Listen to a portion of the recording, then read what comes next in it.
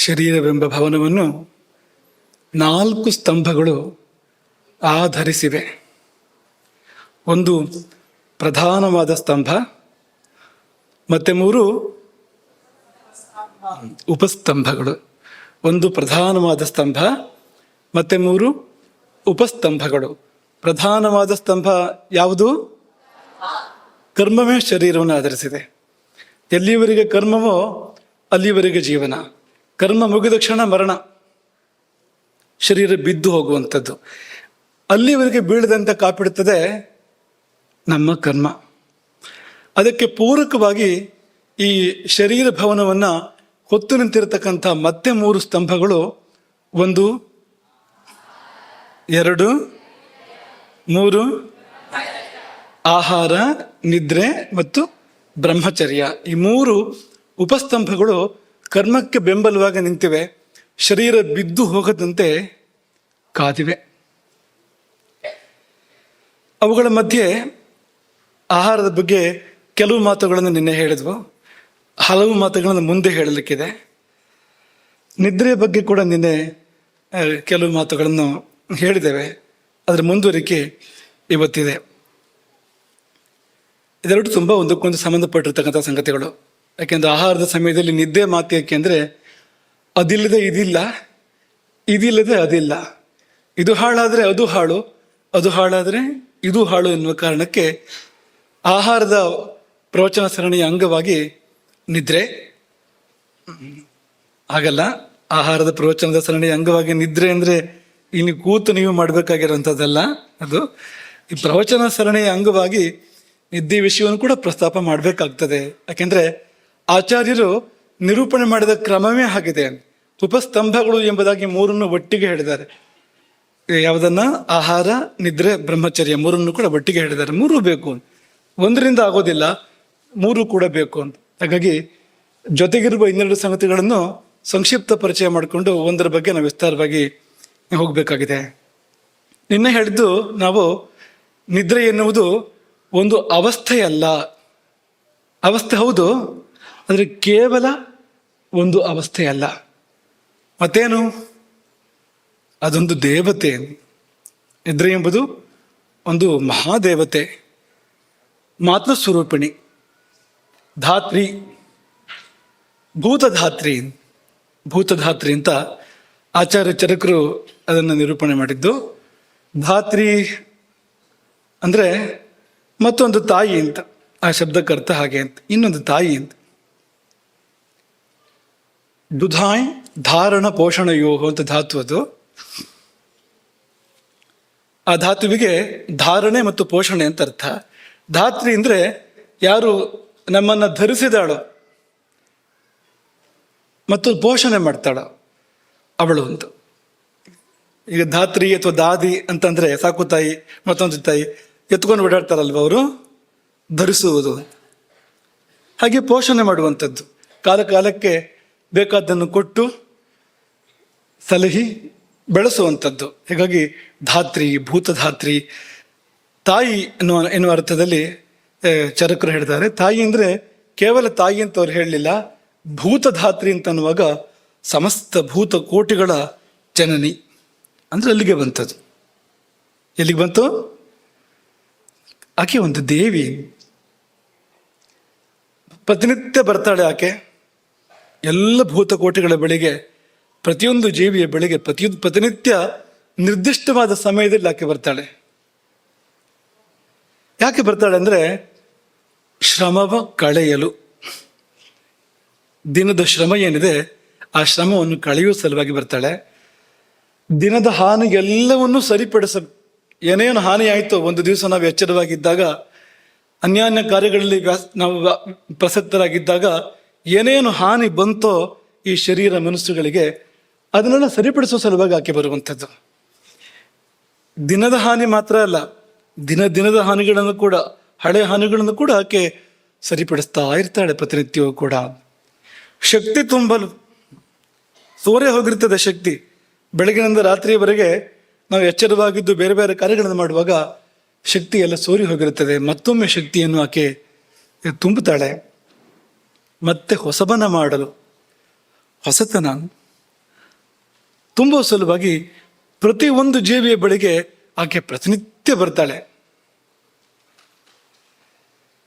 ನಿನ್ನೆ ಹೇಳಿದ್ದು ದೇವಿ ಹೌದು ಅನ್ನೋದಕ್ಕೆ ನಿಮಗೆ ಸಪ್ತಶತಿಯ ಉಲ್ಲೇಖವನ್ನು ಕೊಟ್ಟಿದ್ವು.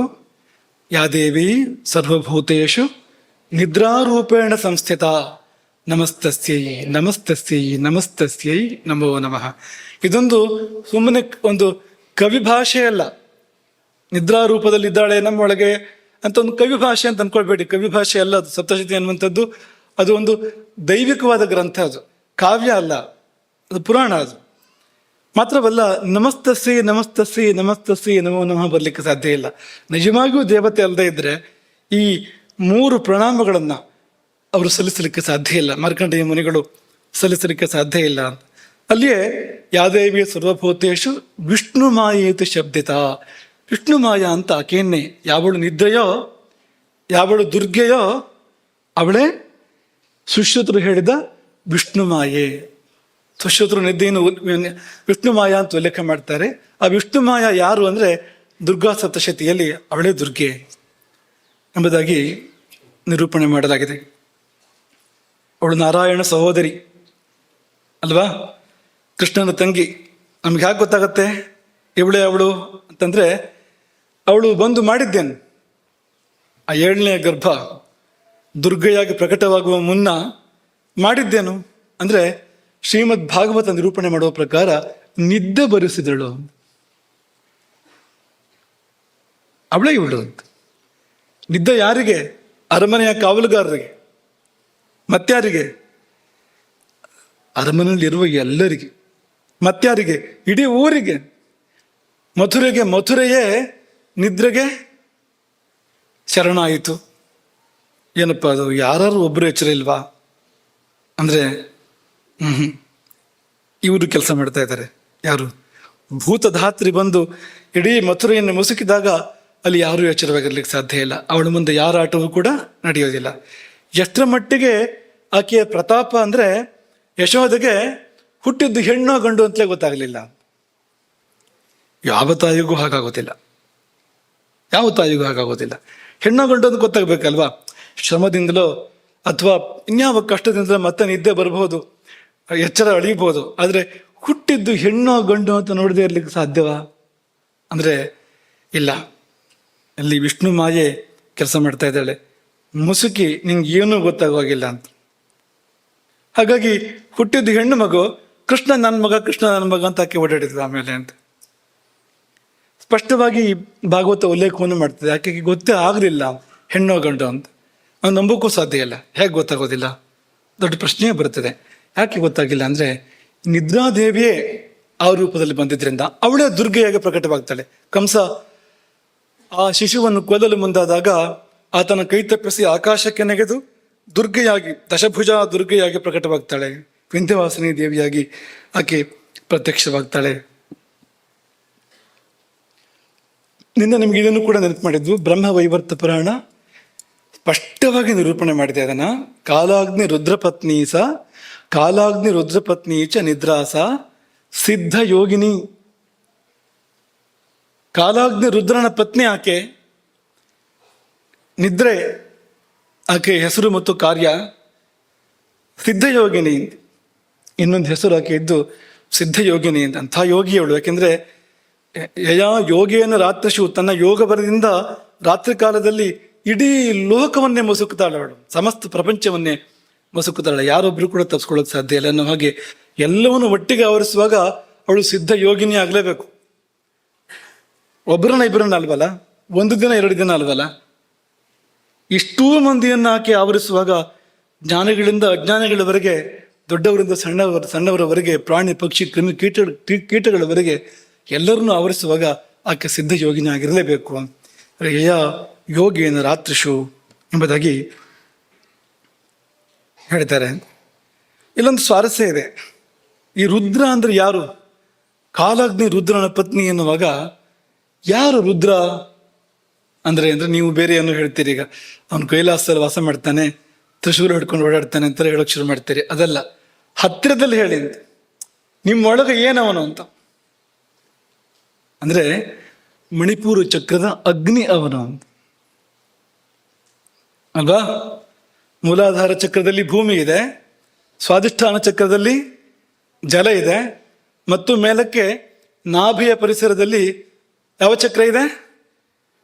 ಮಣಿಪೂರ ಚಕ್ರ ಇದೆ. ಆ ಮಣಿಪೂರ ಚಕ್ರದಲ್ಲಿ ನೆಲೆಸಿರುವಂತಹ ಅಗ್ನಿ, ಆ ಚಕ್ರದಲ್ಲಿಯೂ ಪಂಚಭೂತಗಳಲ್ಲಿ ಒಂದಾಗಿರ್ತಕ್ಕಂಥ ಅಗ್ನಿ ಇದೆ. ಆ ಚಕ್ರದ ಸಮೀಪದಲ್ಲಿಯೇ ಜಠರಾಗ್ನಿ ಇದೆ, ಅನತಿ ದೂರದಲ್ಲಿ ಜಠರಾಗ್ನಿ ಇದೆ. ಅದು ಯಾರಪ್ಪ ಅಂದರೆ ಅದು ಈಶ್ವರನೇ ಹೌದು ಅಂತ ವೇದ ಹೇಳ್ತಲ್ವಾ? ರುದ್ರೋವ ಏಷಃ ಯದಗ್ನಿ. ಅಗ್ನಿ ಅಂದ್ರೆ ಯಾರು ಅಂದರೆ ರುದ್ರೋವ ಏಷಃ, ರುದ್ರನೇ ಅಗ್ನಿ, ಅಗ್ನಿಯೇ ರುದ್ರ ಎನ್ನುವಾಗ ನಿಮಗೆ ಸ್ಪಷ್ಟ ಅದು. ಹೀಗಾಗಿ ಏನು ಇದು ಅಂತಂದರೆ ಹಸಿವುಂಟು ಮಾಡುವಂತಹ ಅಗ್ನಿ ಇದೆಯಲ್ಲ, ಅದೇ ರುದ್ರದೇವ ಅಂತ. ರುದ್ರದೇವನೇ ಅದು ಅಂತ. ಅವನ ಪತ್ನಿ ನಿದ್ರೆಯನ್ನುಂಟು ಮಾಡುವ ಸಿದ್ಧಯೋಗಿನಿ. ಹೀಗೆ ಸಂಬಂಧ ಅದು. ಹಸಿವುಂಟು ಮಾಡುವ ಅಗ್ನಿಯಾಗಿ ರುದ್ರದೇವ, ಅವನ ಪತ್ನಿ ಪಾರ್ವತಿ ಸಿದ್ಧಯೋಗಿನಿ, ಆಕೆ ನಿದ್ದೆಯನ್ನುಂಟು ಮಾಡ್ತಾಳೆ ಎಲ್ಲ ಜೀವಗಳಿಗೂ. ಹೀಗೆ ಗಂಡ ಹೆಂಡತಿ ಸೇರಿ ನಮ್ಮ ಬದುಕಿನ ಎರಡು ಸ್ತಂಭಗಳು, ಉಪಸ್ತಂಭಗಳು ಅಂತ. ಆಹಾರ ಮತ್ತು ನಿದ್ದೆ ಎರಡು ಕೂಡ ನಡೆಯುವಂಥದ್ದು, ತುಂಬ ಒಂದಕ್ಕೊಂದು ಸಂಬದ್ಧ. ಮುಂದಕ್ಕೆ ಅದನ್ನು ಸಾಧ್ಯ ಆದರೆ ಸ್ವಲ್ಪ ನೋಡೋಣ ಹೇಗೆ ಪರಸ್ಪರ ಸಂಬಂಧ ಆಹಾರ ಮತ್ತು ನಿದ್ದೆ ಅಂತ. ಇಷ್ಟು ತಿಳ್ಕೊಡಿ, ಗಂಡ ಇಲ್ಲದೆ ಹೆಂಡತಿ ಇಲ್ಲ, ಹೆಂಡತಿ ಇಲ್ಲದೆ ಗಂಡ ಇಲ್ಲ. ಇದು ಭೂಲೋಕ ಅಲ್ಲ, ಕೈಲಾಸ ಲೋಕ. ಯಾಕಂದರೆ ಕೈಲಾಸದಲ್ಲಿ ಹಾಗೆ ಇರುವಂಥದ್ದು. ಭೂಲೋಕದಲ್ಲಿ ಎಲ್ಲವೂ ಆಗ್ತದೆ. ಗಂಡ ಇಲ್ಲದೆ ಹೆಂಡತಿ, ಹೆಂಡತಿ ಇಲ್ಲದೆ ಗಂಡ ಅಂತ ದಿನ ಬೆಳಗಾದರೆ ನಾವು ಅದನ್ನು ನೋಡ್ತಾ ಇರ್ತೇವೆ. ಇಲ್ಲಿ ಅದು ಏನು ಹಾಗೆ ಅಂದರೆ, ನಿಜವಾಗಿ ಗಂಡ ಆದರೆ ಅವನು ಬೇರೆ ಆಗೋದೇ ಇಲ್ಲ. ನಿಜವಾದ ಹೆಂಡತಿ ಆದ ಆಕೆ ಕೂಡ ಬೇರೆ ಆಗೋಕ್ಕೆ ಸಾಧ್ಯ ಇಲ್ಲ. ಒಂದು ಸರ್ತಿ ಆಯಿತು ಅಂದರೆ ಮುಗ್ದೋಯ್ತದು ಅಂತ. ಅದು ನಿಜ ಅಲ್ಲದೆ ಇದ್ದಾಗ ಹೀಗೆಲ್ಲ ಆಗುವಂಥದ್ದು, ಬೇರೆ ಆಗೋದು, ದೂರ ಆಗೋದು. ದೂರ ಆಗೋದು ಅಂದರೆ ಭೌತಿಕವಾಗಿ ದೂರ ಆಗುವಂಥ ವಿಷಯ ಬೇರೆ. ಸೀತೆಗೂ ರಾಮನಿಗೂ ಮಧ್ಯೆ ಮಹಾಸಮುದ್ರವೇ ಇತ್ತು, ಆದರೆ ಆಂತರಂಗಿಕವಾಗಿ ಅವರು ಎಂದೂ ದೂರವಾಗಲೇ ಇಲ್ಲ ಅಂತ. ಅದು ನಿಜವಾದ ದಾಂಪತ್ಯ ಏರ್ಪಟ್ಟಾಗ ಆಗುವಂಥದ್ದು. ಇದು ನಿಜವಾದ ದಾಂಪತ್ಯ. ಹಾಗಾಗಿ ನಿದ್ದೆ ಚೆನ್ನಾಗಿದ್ದರೆ ಹಸಿವು, ಹಸಿವು ಸರಿಯಾಗಿದ್ದು ಆಹಾರದ ವ್ಯವಸ್ಥೆ ಸರಿಯಾಗಿ ನಡೆಯುವುದೇ ಹೋದಾದರೆ ನಿದ್ದೆ ಅಂತ. ಎರಡೂ ಕೂಡ ಪರಸ್ಪರ ತುಂಬ ಸಂಬದ್ಧ ಅಂತ. ನಿನ್ನೆ ಹೇಳಿದ್ದನ್ನು ನೆನಪು ಮಾಡುವಂಥದ್ದು, ರಾತ್ರಿ ಆ ಸಮಯದಲ್ಲಿ ಬಂದರೆ, ಯಾವ ಸಮಯ ಅಂತ ಬಂದು ನಿರೂಪಣೆ ಮಾಡ್ತೇವೆ, ಹೇಳಿದ ಸಮಯ ಇದೆ ರಾತ್ರಿ, ಆ ಸಮಯದಲ್ಲಿ ಬಂದರೆ ಅದು ಭೂತಧಾತ್ರಿ, ಸಿದ್ಧಯೋಗಿನಿ, ಪಾರ್ವತಿ, ವಿಷ್ಣುಮಾಯ. ಅದನ್ನು ಬಿಟ್ಟು ಬೇರೆ ಸಮಯದಲ್ಲಿ ಬಂದರೆ ಅದು ಅದಲ್ಲ. ಮತ್ತೇನು? ಕಾಲರಾತ್ರಿ. ಯಾಕೆಂದರೆ ಈ ಸಿದ್ಧಯೋಗಿನಿಯನ್ನು ವರ್ಣನೆ ಮಾಡುವಾಗ ಸ್ಪಷ್ಟವಾಗಿ ಹೇಳಿದ್ದೇನು? ಸರ್ವಲೋಕಾಹ ಸಮಾಚ್ಛನ್ನಾಹ ಯಯಾ ಯೋಗೇನ ರಾತ್ರಿಷು. ಹಗಲು ಬಂದರೆ ಅದಲ್ಲ, ಸಂಧ್ಯಾಕಾಲದಲ್ಲಿ ಬಂದರೂ ಕೂಡ ಅದಲ್ಲ. ಬಂದಿದ್ದು ಭೂತಧಾತ್ರಿ ಅಲ್ಲ, ಸಂಶಯ ಬೇಡ ಅಂತ. ಅದಲ್ಲ ಅಂತಾದರೆ ಅದು ನಮ್ಮ ಒಳ್ಳೇದಕ್ಕೆ ಬಂದಿದ್ದಲ್ಲ ಅಂತ, ಅದರಿಂದ ನಮ್ಗೆ ಒಳ್ಳೇದಾಗೋದಿಲ್ಲ ಅಂತ. ನಿಜವಾದ ನಿದ್ದೆಯಲ್ಲಿ ಯಾವ್ಯಾವ ಲಾಭಗಳಾಗಬೇಕೋ ಆ ಲಾಭಗಳಾಗೋದಿಲ್ಲ. ಅದರ ಬದಲಿಗೆ ಮಹತ್ತಾದ ನಷ್ಟಗಳು ಉಂಟಾಗ್ತವೆ, ದೊಡ್ಡ ದೊಡ್ಡ ನಷ್ಟಗಳು ಉಂಟಾಗ್ತವೆ. ಅದನ್ನೇ ಚರಕರು ಅಕಾಲೇ ಕಾಲವಲ್ಲದ ಕಾಲದಲ್ಲಿ ಬಂದರೆ ನಿದ್ದೆ, ಅತಿಪ್ರಸಂಗಾಚ್ಚ, ಅಥವಾ ಸಕಾಲದಲ್ಲಿ ನಿದ್ದೆ ಬಂದು ಮುಂದುವರೆದರೆ ಅದು ಬ್ರಹ್ಮ ಮುಹೂರ್ತ, ಸಂಧ್ಯಾಕಾಲ, ಪ್ರಾತಃ ಕಾಲ, ಹೀಗೆ ಮುಂದುವರೆದರೆ ಅತಿಪ್ರಸಂಗ ಅಂತ ಅದನ್ನು ಕರೀತಾರೆ.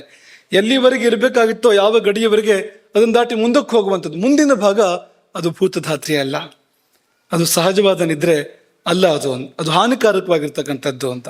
ಹಾಗಾಗಿ ಅಕಾಲೇ ಅತಿಪ್ರಸಂಗಾಚ್ಚ ನಿದ್ರಾ ನಿಷೇವಿತ. ಯಾವ ನಿದ್ದೆ ಅದು ನಮಗೆ ಏರ್ಪಡ್ತದೋ ಅದು ಸುಖಾಯುಷಿ ಪರಾಕುರ್ಯಾತ್. ಈ ಎರಡನ್ನು ಕಿತ್ಕೊಳ್ತದೆ ಅಂತ. ಒಂದು ಸುಖ, ನಮ್ಮ ಸುಖನಾಶಕ್ಕೆ ಇರುವಂಥದ್ದು. ಇನ್ನೊಂದು ಆಯುಸ್ಸು, ಆಯುಸ್ಸನ್ನೇ ನಾಶ ಮಾಡುವಂಥದ್ದು ಕಾಲರಾತ್ರಿ ಎಂಬುದಾಗಿ ಚರಕರು ಹೇಳಿದರು. ಪುನಃ ಅವರು ಯೋಗದ ಸ್ಪರ್ಶವನ್ನಿಟ್ಟು ಇನ್ನೊಂದು ಮಾತನ್ನು ಹೇಳಿದರು. ಸಕಾಲಕ್ಕೆ ಬಂದರೆ ಸೈವ ಯುಕ್ತ ಪುನರ್ಯುಂಕ್ತೆ ನಿದ್ರಾ ದೇಹಂ ಸುಖಾಯುಷ. ಸಕಾಲಕ್ಕೆ ಬಂದಾಗ ಅದು ಭೂತಧಾತ್ರಿಯೇ ಹೌದು, ಸಾಕ್ಷಾತ್ ಜಗಜ್ಜನನಿಯೇ ಹೌದು. ಆಕೆ ಸುಖವನ್ನು ಮತ್ತು ಆಯುಸ್ಸನ್ನು ಕೊಡುತ್ತಾಳೆ. ಅಷ್ಟೇ ಅಲ್ಲ, ಹೆಚ್ಚಿನದನ್ನು ಕೊಡ್ತಾಳೆ. ಪುರುಷಂ ಯೋಗಿನಂ ಸಿದ್ಧ್ಯಾ ಯುಂಕ್ತೆ. ಸಿದ್ಧಿಯನ್ನು ಕೊಡ್ತಾಳೆ, ಸಿದ್ಧಿಗಳನ್ನು ಕೊಡ್ತಾಳೆ, ಪರಮಸಿದ್ಧಿಯನ್ನು ಮೋಕ್ಷವನ್ನು ಕೂಡ ಕೊಡ್ತಾಳೆ, ಧ್ಯಾನವಾಗಿ ಆಕೆ ಪರಿಣಮಿಸ್ತಾಳೆ ಎನ್ನುವ ಮಾತನ್ನು ಕೂಡ ಚರಕರು ಹೇಳಿದ್ದಾರೆ. ನಿದ್ದೆ ಅಂದರೆ ಒಂದೇ ಅಲ್ಲ, ನಿದ್ದೆಯಲ್ಲಿ ಹಲವು ವಿಧಗಳಿದೆ. 7 ವಿಧ ಮುಖ್ಯವಾಗಿ ಹೇಳ್ತಾರೆ. 7 ವಿಧ, 3 ವಿಧ ಹೀಗೆಲ್ಲ ಹೇಳ್ತಾರೆ. ತಮೋಭವ, ಶ್ಲೇಷ್ಮ ಸಮುದ್ಭವ, ಮನುಷ್ಯರೀರ ಶ್ರಮ ಸಂಭವ, ಆಗಂತುಕಿ, ವ್ಯಾಧ್ಯನುವರ್ತಿನಿ, ಹೀಗೆಲ್ಲ ಬೇರೆ ಬೇರೆ ಬಗೆಯಲ್ಲಿ ಹೇಳ್ತಾರೆ. ಕೊಟ್ಟ ಕೊನೆಯದ್ದು ರಾತ್ರಿ ಸ್ವಭಾವ ಪ್ರಭಾವ, ರಾತ್ರಿಯ ಸ್ವಭಾವದಿಂದಲೇ ಹುಟ್ಟಿ ಬರುವಂತಹ ನಿದ್ರೆ, ಸಹಜವಾದ ನಿದ್ರೆ ಅಂತೆಲ್ಲ ಹೇಳ್ತಾರೆ. ಅದರಲ್ಲಿ ಒಂದು ಮಾತ್ರ ಒಳ್ಳೆಯದು, ಇನ್ನಾರು ಕೆಟ್ಟದ್ದು. ಇನ್ನಾರು ಕೂಡ ಅವೆಲ್ಲ ದುರ್ದೇವತೆಗಳು ಹೊರತು ಅವು ನಮಗೆ ಮಂಗಲ ಕೊಡ್ತಕ್ಕಂಥ ದೇವತೆಗಳಲ್ಲ, ಶುಭವನ್ನು ಕೊಡ್ತಕ್ಕಂಥ ದೇವತೆಗಳಲ್ಲ. ಹಾಗೆ ನಿನ್ನೆ ತಾಮಸ, ರಾಜಸ, ಸಾತ್ವಿಕ ನಿದ್ರೆಗಳ ಬಗ್ಗೆ ಹೇಳಿದ್ದು. ಹಗಲು ಅಂತಿಲ್ಲ, ರಾತ್ರಿ ಅಂತಿಲ್ಲ, ಯಾವಾಗಲೂ ಬರ್ತಾ ಇದ್ರೆ ಅದು ತಾಮಸ ನಿದ್ರೆ. ನೀವು ಕೇಳ್ಬೋದು, ನಿದ್ರೆ ಅಂದರೆ ತಾಮಸ ಅಲ್ವಾ? ತಮೋಗುಣದಿಂದಲೇ ಬರುವಂಥದ್ದು ನಿದ್ದೆ ಅಂದರೆ. ಎಚ್ಚರ ರಜೋಗುಣದಿಂದ, ಈ ಹಗಲಿನ ಚಟುವಟಿಕೆಗಳು, ಜಾಗೃತ ಅವಸ್ಥೆ ರಜೋಗುಣದಿಂದ, ಧ್ಯಾನ ಸತ್ವಗುಣದಿಂದ ಅಂತಾಗುವಾಗ ನಿದ್ದೆ ಅಂದರೆ ತಮೋಗುಣ ಅಲ್ವಾ ಅಂದರೆ, ಹೌದು, ನಿದ್ದೆಯೆಲ್ಲ ತಮೋಗುಣದಿಂದಲೇ ಬರುವಂಥದ್ದು. ಆದರೆ ಅದರಲ್ಲಿ ಈ ಸಹಜ ನಿದ್ರೆ ಏನಿದೆ ಅದಕ್ಕೆ ಸತ್ವಗುಣದ ಲೇಪ ಇದೆ, ಸ್ಪರ್ಶ ಇದೆ.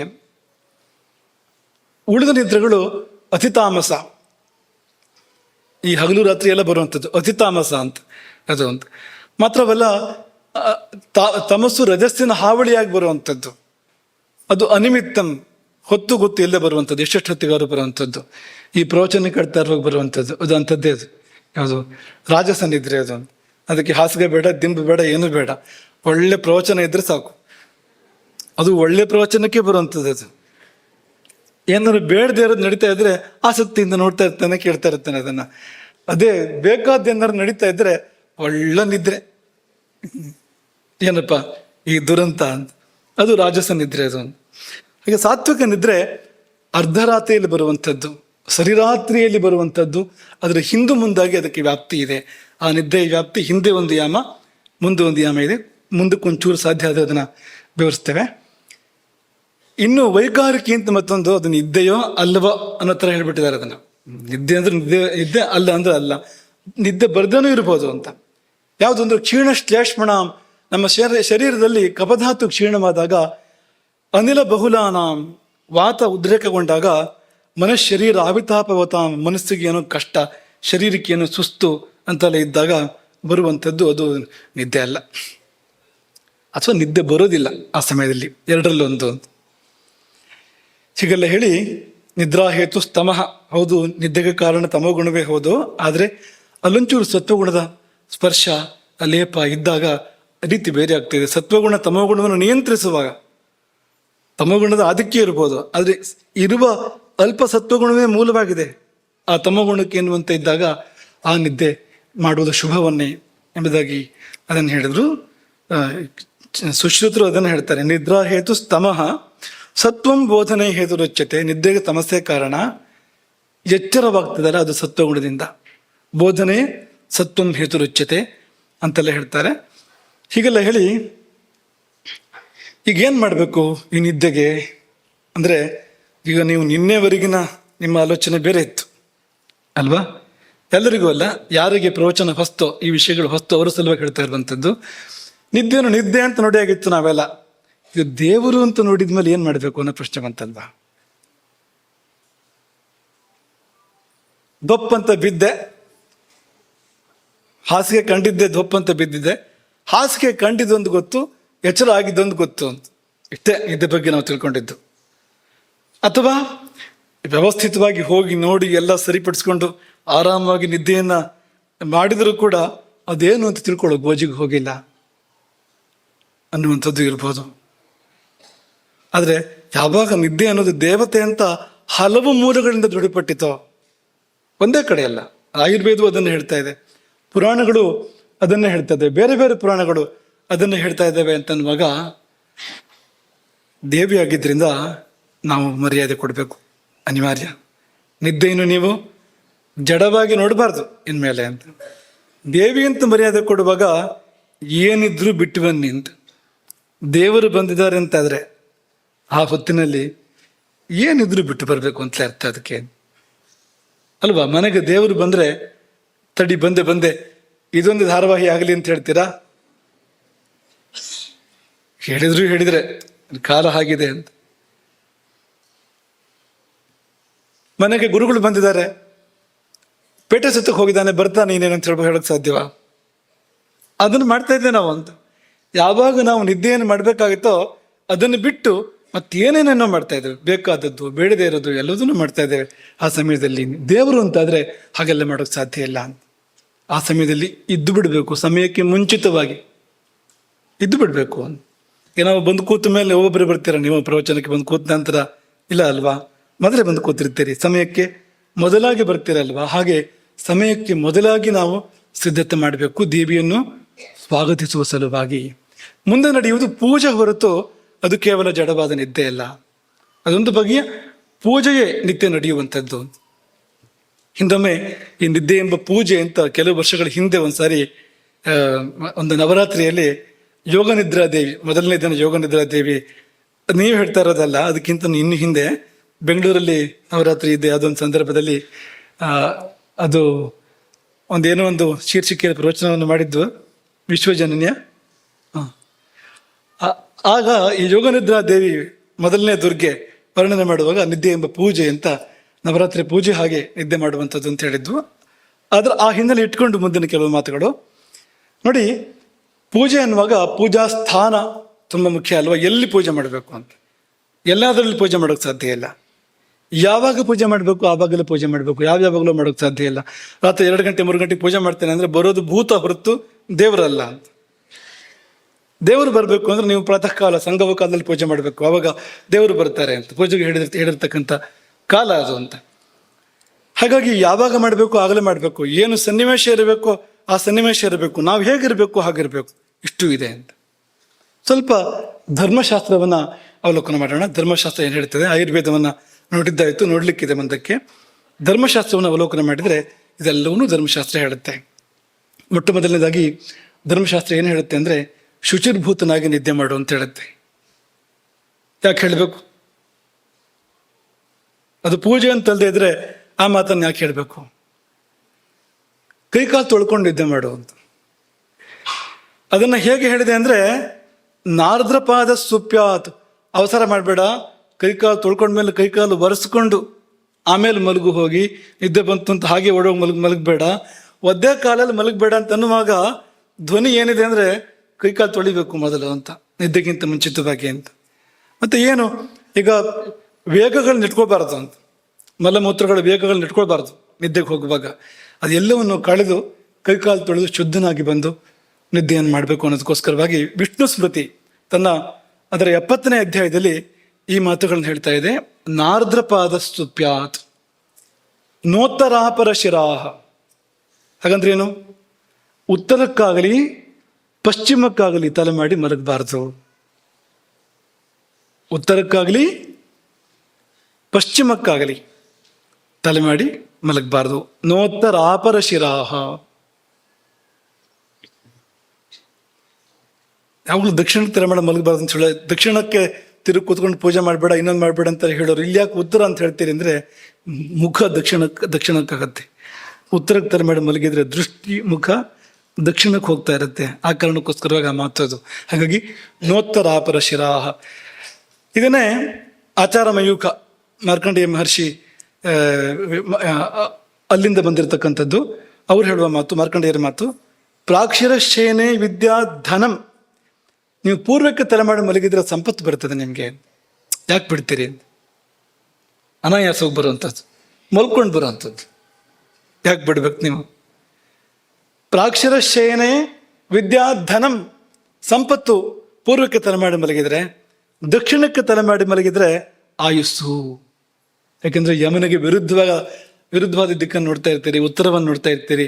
ಉತ್ತರ ಅಂದರೆ ಸ್ವರ್ಗದ ದಿಕ್ಕು, ಅದು ಆಯುಸ್ಸಿನ ದಿಕ್ಕು. ಅದು ದಕ್ಷಿಣ ಮೃತ್ಯುವಿನ ದಿಕ್ಕು. ದಕ್ಷಿಣಕ್ಕೆ ವಿರುದ್ಧ ಅಂದರೆ ಆಯುಸ್ಸಿನ ದಿಕ್ಕಾಗಬೇಕು ಅದು. ಹಾಗಾಗಿ ಆಯುಷ್ಯ ದಕ್ಷಿಣೆ ಅಂತ, ದಕ್ಷಿಣಕ್ಕೆ ತಲೆ ಮಾಡಿ ಮಲಗಿದ್ರೆ ಆಯುಸ್ಸು ಪ್ರಾಪ್ತ ಆಗುವಂಥದ್ದು. ಹಾಗೆ ಮಲಗದಲ್ಲೇ ಆಯುಸ್ಸನ್ನು ಹೆಚ್ಚು ಮಾಡೋದು ಕಲ್ತ್ಕೊಳ್ಳಿ ಅಂತ, ಸುಲಭವಾದ ದಾರಿ ಇದೆ ಅಂತ. ಪಶ್ಚಿಮಕ್ಕೆ ತಲೆ ಹಾಕಿ ಮಲಗಿದ್ರೆ ಏನಾಗ್ತದೆ ಅಂತ ಕೇಳಿದ್ರೆ ಪ್ರಬಲ ಚಿಂತೆ ಜಾಸ್ತಿ ಆಗ್ತದೆ. ಇಲ್ಲದಿದ್ರೆ ಚಿಂತೆ ಬರ್ತದೆ, ಚಿಂತೆ ಇಲ್ಲದೆ ಇದ್ರೆ ಚಿಂತೆ ಮಾಡಬೇಡಿ, ಚಿಂತೆ ಬರ್ತದೆ. ಚಿಂತೆ ಇದ್ದರೆ ಇದ್ದ ಚಿಂತೆ ಪ್ರಬಲ ಆಗ್ತದೆ ಅಂತ. ಪಶ್ಚಿಮೆ ಪ್ರಬಲ ಚಿಂತ, ಉತ್ತರಕ್ಕೆ ಹಾನಿ ಮೃತ್ಯು, ಹಾನಿ ಮತ್ತು ಮೃತ್ಯು ಇದು ಉತ್ತರಕ್ಕೆ ತಲೆ ಮಾಡಿ ಮಲಗಿದಾಗ ಆಗುವಂಥದ್ದು. ಹಾಗಾಗಿ ದಿಕ್ಕಿನ ಬಗ್ಗೆ ಎಚ್ಚರವನ್ನು ವಹಿಸಬೇಕು. ಆಚಾರ ಸಾರದಲ್ಲಿ ಅಂತೂ ಎಲ್ಲಿವರೆಗೆ ಹೇಳಿದ್ದಾರೆ ಅಂದರೆ, ಶುಚಿಂ ದೇಶಂ, ಶುದ್ಧವಾದ ಸ್ಥಳದಲ್ಲಿ ಮಲಗು, ಅಶುದ್ಧವಾದ ಸ್ಥಳದಲ್ಲಿ ಮಲಗಬೇಡ. ಯಾಕೆಂದ್ರೆ ಭೂತಧಾತ್ರಿ ಬರೋಕೆ ಆಗೋದಿಲ್ಲ ಅಲ್ಲಿಗೆ, ಅಶುದ್ಧ ಆಗಿದ್ರೆ ಅವಳು ಬರೋದೇ ಇಲ್ಲ ಅಂತ. ಅವಳು ಬರದೇ ಇದ್ರೆ ಇನ್ಯಾವುದೋ ದುರ್ದೇವತೆ ಬರಬೇಕಾಗ್ತದೆ ಆ ಸ್ಥಳಕ್ಕೆ ಅಂತ. ಅದು ಬಂದ್ರೆ ಹಾನಿಯನ್ನೇ ಮಾಡುವಂಥದ್ದು. ಹಾಗಾಗಿ ದೇವಿ ಬರಲಿಕ್ಕೆ ಅನುಕೂಲವಾಗಿರುವಂಥ ಸ್ಥಳದಲ್ಲಿ ಮಲಗಬೇಕು ನಾವು ಅಂತ. ಹಾಗಾಗಿ ಶುಚಿಂ ದೇಶಂ, ವಿವಿಕ್ತಂತು, ಏಕಾಂತ ಇರಲಿ, ಗಲಾಟೆ ಇರಬಾರ್ದು, ಶಾಂತವಾದ ಸ್ಥಳದಲ್ಲಿ ಪೂಜೆ ಮಾಡಬೇಕು ಹೊರತು ಸಂತೆ ಮಧ್ಯದಲ್ಲಿ ಪೂಜೆ ಮಾಡೋಕೆ ಸಾಧ್ಯ ಇಲ್ಲ. ಹಾಗಾಗಿ ವಿವಿಕ್ತಂ ಏಕಾಂತ. ಗೋಮಯೇನೋಪಲೇಪಯೇತ್, ಪೂಜೆ ಮಾಡುವಾಗ ಮೊಟ್ಟ ಮೊದಲ ಕಾರ್ಯ ಏನು ಅಂದರೆ ಭೂಮಿಗೆ ಗೋಮಯದಿಂದ ಲೇಪನ ಮಾಡಬೇಕು, ಸಾರಿಸ್ಬೇಕು, ಸಗಣಿ ಸಾರಿಸ್ಬೇಕು. ಸಾರಿಸದೆ ಪೂಜೆ ಮಾಡೋ ಹಾಗಿಲ್ಲ. ಯಾವುದೇ ಪೂಜೆ ಮಾಡುವಾಗ ಭೂಶುದ್ಧಿ ಮೊಟ್ಟ ಮೊದಲ ಕರ್ತವ್ಯ. ಭೂಮಿ ಶುದ್ಧವಾಗದಿದ್ದರೆ ಮಾಡಿದ ಯಾವ ಕರ್ಮವೂ ಕೂಡ ಶುದ್ಧವಾಗೋದಿಲ್ಲ. ಹಾಗಾಗಿ ಮೊಟ್ಟ ಮೊದಲು ಭೂಶುದ್ಧಿಯನ್ನ ಮಾಡ್ಕೋಬೇಕು. ಹಾಗಾಗಿ ಗೋಮಯ ಲಿಪ್ತವಾದ ಅಂದ್ರೆ ಸಗಣಿ ಸಾರಿಸಿದ ಸ್ಥಳದಲ್ಲಿ ಮಲಗು. ಅಂದ್ರೆ ಇಂಥ ಜಾಗದಲ್ಲಿ ಏನಪ್ಪ ಮಾಡಬೇಕು? ನಾವು ನಮ್ಮ ಪೂರ್ವಜರು ಯಾಕೆ ಹಾಗೆ ಇಟ್ಕೊಂಡಿದ್ರು ತಮ್ಮ ತಮ್ಮ ಮನೆಗಳನ್ನ ಸಗಣಿ ಸಾರಿಸುವಂತ ಇಟ್ಕೊಂಡಿದ್ರು ಅಂತಂದ್ರೆ ಕಾರಣಗಳು ಇಂಥದ್ದು. ಒಳ್ಳೆ ಸ್ಥಳದಲ್ಲಿ ಮಲಗಬೇಕಲ್ವಾ? ಅದಕ್ಕೆ ಎಂಥ ಭವ್ಯ ಭವನಕ್ಕಿಂತಲೂ ಇಂದ್ರಭವನ ಚಂದ್ರಭವನಕ್ಕಿಂತ ಶ್ರೇಷ್ಠವಾಗಿರುವಂಥದ್ದು ಸಗಣಿ ಸಾರಿಸಿರ್ತಕ್ಕಂಥ ಸ್ಥಳ ಅಂತ, ನಿದ್ರೆಗೆ ಅಂತ. ಯಾಕೆಂದ್ರೆ ಅದೊಂದು ಪೂಜೆ ಅಂತ. ಮುಂದುವರೆದು ಪ್ರಾಗುದಕ್ ಪ್ರವಣೆ, ಸಾಧ್ಯವಾದರೆ ನೀವು ಮಲಗುವ ಭೂಮಿ ಇದೆಯಲ್ಲ ಅದು ಪೂರ್ವಕ್ಕೋ ಅಥವಾ ಉತ್ತರಕ್ಕೋ ತಗ್ಗಿರ್ಲಿ ಅಂತ ಭೂಮಿಯಲ್ಲಿ ಮಲಗುವಂತ. ಪೂರ್ವ ತಗ್ಗು ಉತ್ತರ ತಗ್ಗಿನ ಭೂಮಿ ಆದರೆ ಒಳ್ಳೆಯದು. ನೀನು ತಲೆ ಹಾಕ್ಬೇಕಾದ್ರೂ ಕೂಡ ಹುಷಾರಿಯಾಗಿ ಪೂರ್ವಕ್ಕೆ ಮತ್ತು ದಕ್ಷಿಣಕ್ಕೆ ತಲೆ ಹಾಕಿ ಮಲಗಬೇಕು ಅನ್ನೋದನ್ನು ಹೇಳ್ತಾರೆ ಅವರು. ಪ್ರಾಕ್ಷಿರಾಸ್ತು ಸ್ವಪೇನ್ ನಿತ್ಯಂ ತಥಾಪಿ ದಕ್ಷಿಣಾಶಿರಾಹ, ಅವ್ರು ಹೇಳಿದ್ದು ಪ್ರಾಕ್ಷಿರಾಸ್ತು ಸ್ವಪೇನ್ ನಿತ್ಯಂ, ನಿತ್ಯ ಪೂರ್ವಕ್ಕೆ ತಲೆ ಹಾಕಿ ಮಲಗು ಅಥವಾ ದಕ್ಷಿಣಕ್ಕೆ ತಲೆ ಹಾಕಿ ಮಲಗಿದ್ರು ಆಗ್ಬೋದು. ಉದಕ್ಷಿರ ನಸ್ವಪೇತ್ತು, ಉತ್ತರಕ್ಕೆ ತಲೆ ಹಾಕಿ ಮಲಗಲೇಬೇಡ. ಪ್ರತ್ಯಕ್ಷರ ತಥಾ ಪ್ರತ್ಯಕ್ಷರ ನಚ, ಪಶ್ಚಿಮಕ್ಕೆ ಕೂಡ ತಲೆ ಹಾಕಿ ಮಲಗಬೇಡ ಅಂತ. ಗರ್ಗರು ಒಂದು ಸ್ವಲ್ಪ ವಿಶೇಷ ಹೇಳಿದ್ದಾರೆ. ಅವ್ರೇನು ಹೇಳ್ತಾರೆ ಅಂದರೆ, ನಿನ್ನ ಮನೆ ಆದರೆ ಪೂರ್ವಕ್ಕೆ ತಲೆ ಹಾಕಿ ಮಲಗು, ಸ್ವಗೃಹೇ ಪ್ರಾಕ್ಷಿರಾಶ್ಚೇತೆ, ಸ್ವಂತ ಮನೆ ಆದರೆ ಪೂರ್ವಕ್ಕೆ ತಲೆ ಹಾಕಿ ಮಲಗು. ಮಾವನ ಮನೆ ಆದರೆ ದಕ್ಷಿಣಕ್ಕೆ ತಲೆ ಹಾಕಿ ಮಲಗು. ಶ್ವಶುರೇ ದಕ್ಷಿಣಾದಿಶಃ, ಪ್ರತ್ಯಕ್ಷರ ಪ್ರವಾಸೇತ, ತಿರುಗಾಟದಲ್ಲಿ ಪಶ್ಚಿಮ ಆದರೂ ಆಗ್ಬೋದು ಅಂತ ಗರ್ಗರು ಹೇಳ್ತಾರೆ. ಆದರೆ ನ ಕದಾಚಿದ ಉದಕ್ಷಿರ, ಯಾವುದೇ ಸಂದರ್ಭದಲ್ಲಿ ಉತ್ತರಕ್ಕೆ ತಲೆ ಹಾಕಿ ಮಲಗಬಾರದು. ಈಶ್ವರ ಬಂದು ತಲೆ ತಗೊಂಡು ಹೋಗ್ತಾನೆ ಕತ್ತರಿಸಿ, ಉತ್ತರಕ್ಕೆ ತಲೆ ಹಾಕಿ ಮಲಗಿದ್ರೆ. ನಮ್ಮ ಚಿಕ್ಕ ವಯಸ್ಸಲ್ಲಿ ಹಿರಿಯರು ನಮ್ಗೆ ಇದನ್ನ ಹೇಳ್ತಾ ಇದ್ರು, ಉತ್ತರಕ್ಕೆ ತಲೆ ಹಾಕಿ ಮಲಗಬೇಡ ಅಂತ. ಯಾಕೆ ಅಂತ ಕೇಳಿದ್ರೆ ಈಶ್ವರ ಬಂದು ಕತ್ತರಿಸಿ ತಗೊಂಡು ಹೋಗ್ತಾನೆ ಅದನ್ನ ತಲೆಯನ್ನ. ಗಣಪತಿ ತಲೆ, ಆನೆ ತಲೆ ಕತ್ತರಿಸ್ಕೊಂಡು ತಗೊಂಡು ಹೋಗಿಲ್ವಾ? ಗಣಪತಿಗೆ ತಲೆ ಜೋಡಿಸ್ಬೇಕು ಅನ್ನೋ ಸಂದರ್ಭ ಬಂದಾಗ, ಗಣಪತಿ ತಲೆಯನ್ನು ಕತ್ತರಿಸಿ ತಲೆ ಜೋಡಿಸ್ಬೇಕು ಅಂತ ಬಂದಾಗ ಯಾರ ತಲೆ ಕತ್ತರಿಸಿದ್ರೆ ಉತ್ತರಕ್ಕೆ ತಲೆ ಹಾಕಿ ಮಲಗೋದು ಯಾರು ಅಂತ ಹುಡುಕಿದ್ನಂತೆ. ಒಂದು ಆನೆ ಉತ್ತರಕ್ಕೆ ತಲೆ ಹಾಕಿ ಮಲಗಿತ್ತು. ಅವತ್ತಿನ ಕಾಲ ಚೆನ್ನಾಗಿತ್ತು, ಯಾರು ಉತ್ತರಕ್ಕೆ ತಲೆ ಹಾಕಿ ಮಲಗ್ತಾ ಇರಲಿಲ್ಲ. ಒಂದು ಆನೆ ಉತ್ತರಕ್ಕೆ ತಲೆ ಹಾಕಿ ಮಲಗಿತ್ತು, ಕತ್ತರಿಸ್ಕೊಂಡು ಹೋದ ಅದನ್ನ ಅಂತ. ಹಾಗಾಗಿ ಹೇಳಕ್ ಬರೋದಿಲ್ಲ ಅಂತ ಯೋಗ ಬಂದ್ರು ಮತ್ತು ನಾವೇ ಗಣಪತಿ ಆಗ್ಬೋದು. ಆಗ ತಲೆ ನಾವೇ ಅಂತ ಗಣಪತಿ ಅಂತ ಹಾಗಾಗ್ಬೋದು ನೋಡಿ ಅಂತ. ಮುಂದುವರೆದು ವಿಷ್ಣು ಸ್ಮೃತಿ ಹೇಳುವಂಥದ್ದು ನಗ್ನ ಅಂತ, ವಸ್ತ್ರ ಇಲ್ಲದೆ ಮಲಗಬಾರ್ದು. ಸ್ನಾನಕ್ಕೂ ಇದೆ ನಿಯಮ. ಇದೆರಡರಲ್ಲೂ ಕೂಡ ತುಂಬ ವ್ಯತ್ಯಾಸಗಳು ಇಂದಿನ ಕಾಲದಲ್ಲಿ ಬರ್ತಾ ಇದೆ. ನಗ್ನ, ಯಾಕೆಂದ್ರೆ ದೇವರನ್ನು ದರ್ಶನ ಮಾಡೋಕೆ ಬೇಕಾಗಿರ್ತಕ್ಕಂಥ ಸ್ಥಿತಿ ಅವಸ್ಥೆ ಅದಲ್ಲ. ನಾನು ವಂಶಂ ಅಂದ್ರೆ ಈ ಹಿಂದಿನ ಕಾಲದಲ್ಲಿ ಮನೆ ಕೋಳು ಅಂತ ಇರ್ತಿತ್ತು. ಗೃಹ ಮೂರ್ಧನ್ಯ ಕಾಷ್ಠ ಅಂತ ಹೇಳ್ತಾರೆ ಅದಕ್ಕೆ. ಅಂದ್ರೆ ಮನೆಯನ್ನು ಹೊತ್ತಿರುವ, ಮನೆಯ ನೆತ್ತಿಯಲ್ಲಿರ್ತಕ್ಕಂಥ ಕಾಷ್ಠ, ಕಟ್ಟಿಗೆ, ಕೋಳು, ಅದರ ಕೆಳಗೆ ಮಲಗಬೇಡ. ತೊಲೆಗಳ ಕೆಳಗೆ ಕೂಡ ಮಲಗಬಾರ್ದು. ಯಾಕೆಂದ್ರೆ ಯಾವ್ದಾದ್ರು ಶಕ್ತಿಗಳು ಬಂದು ಅಲ್ಲಿ ಸೇರ್ಕೊಂಡಿರ್ತವೆ ಕೆಲವು ಬಾರಿ. ಆ ಮರದಲ್ಲಿ ಯಾವ್ದೋ ಶಕ್ತಿ ಇತ್ತು ಅಂದ್ರೆ ಕಾಡಲ್ಲಿ, ಅದು ಏನಾದ್ರು ಹಾಗೆ ಉಳ್ಕೊಂಡಿದ್ರೆ ಮುಂದಿನ ಕ್ರಿಯೆಗಳೆಲ್ಲ ಸರಿಯಾಗದೆ, ಗೃಹ ಪ್ರವೇಶ ಸಮಯದಲ್ಲಿ ಮಾಡಬೇಕಾದ ಕ್ರಿಯೆಗಳು ಪೂರ್ಣ ಆಗದೆ, ಅಥವಾ ಆ ಶಕ್ತಿ ಸ್ವಲ್ಪ ಜೋರಿದ್ದು ಆ ಮರದಲ್ಲಿ ಹಾಗೆ ಉಳ್ಕೊಂಡಿತ್ತು ಅಂದರೆ ಕೆಳಗೆ ಮಲಗಿದವನಿಗೆ ಅದು ಬಾಧೆ ಕೊಡ್ಬೋದು. ಕುತ್ತಿಗೆ ಒತ್ತಿದಂತೆ ಆಯಿತು ಅಂತೆಲ್ಲ ಹೇಳ್ತಾರೆ ನೋಡಿ. ರಾತ್ರಿ ಮಲಗಿದಲ್ಲಿ ಕುತ್ತಿಗೆ ಒತ್ತಿದಂತೆ ಆಯಿತು, ಹಿಡ್ಕೊಂಡಿದೆ ಬಿಡಲೇ ಇಲ್ಲ ಎಷ್ಟು ಹೊತ್ತು ತನಕ, ಏನು ಅಂತಲೇ ಗೊತ್ತಾಗಲಿಲ್ಲ, ಅಲ್ಲಾಡೋಕೆ ಆಗೋದಿಲ್ಲ ಅಂತೆಲ್ಲ ಹೇಳ್ತಾರಲ್ಲ. ಅದೇನು ಅಂದರೆ ಆ ಶಕ್ತಿಗಳ ಆಟ ಅದು ಅಂತ. ಹಾಗಾಗಿ ಅಂಥ ಜಾಗದಲ್ಲೆಲ್ಲ ಹೋಗಿ ಮಲಗಬೇಡ. ನಾಲ್ಕು ಆಶೆ, ಆಕಾಶದಲ್ಲಿ ಮಲಗಬೇಡ. ಇದೇನಿದು ಆಕಾಶದಲ್ಲಿ ಮಲಗೋದು? ಹೇಗೆ? ಪಕ್ಷಿ ಕೂಡ ಆಕಾಶದಲ್ಲಿ ಮಲಗೋದಿಲ್ಲ. ಯಾಕೆ ನಮಗೆ ಹೇಳ್ತಾರೆ ಅಂತಂದರೆ ಮೇಲೆ ಏನಾದರೂ ಬೇಕು ಅಂತ, ಮುಚ್ಚಿಗೆ ಬೇಕು. ಹೋಗಿ ಬೈಲಿನಲ್ಲಿ ಮಲಗಬಾರ್ದು. ತುಂಬ ಸೆಕೆ ಆಯಿತು ಅಂದರೆ ಸಮುದ್ರ ತೀರಕ್ಕೆ ಹೋಗಿ ಮಲಗೋದಲ್ಲ ಅಂತ, ಮೇಲೆ ಆಕಾಶ ಮಾತ್ರ ಆಯಿತು ನೋಡಿ ಅಂತ, ಹಾಗೆ ಮಲಗಬಾರ್ದು ಅಂತ. ರಾಮ ಕಾಡಿಗೆ ಹೊರಟ ರಾತ್ರಿ ಜೊತೆಗೆ ಎಲ್ಲ ಪ್ರಜೆಗಳು ಬಂದಿರ್ತಾರಲ್ವ, ತಮಸಾ ತೀರದಲ್ಲಿ ರಾತ್ರಿ ಎಲ್ಲ ಮಲಗಿರ್ತಾರೆ. ರಾತ್ರಿ ಅವ್ರು ಯಾರಿಗೂ ಗೊತ್ತಾಗದಿರೋ ರಾಮ ಎದ್ದೋಗ್ತಾನೆ. ಯಾಕೆಂದರೆ ಎಲ್ಲ ಹಾಗೆ ಮಲಗಿದ್ದಾರೆ, ನನ್ನ ಸ್ಥಿತಿ ಇವರಿಗೆ ಯಾಕೆ? ಆಕಾಶ ಅಂತ, ಮರ ಗಿಡಗಳ ಬುಡದಲ್ಲಿ ಮೇಲೆ ಆಕಾಶ ಆ ಥರ ಮಲಗಿದ್ದಾರೆ. ಈ ಸ್ಥಿತಿ ನನ್ನ ಪ್ರಜೆಗಳಿಗೆ ಬರಬಾರದು. ನನ್ನ ಕಷ್ಟ ನನಗಿರಲಿ, ನನ್ನ ಪ್ರಜೆಗಳಿಗೆ ಬೇಡ ಅಂತ ಎದ್ದು ಹೋದ ರಾತ್ರಿ ಅಂತ. ಯಾಕೆಂದರೆ ಇದೇ ಕಾರಣ.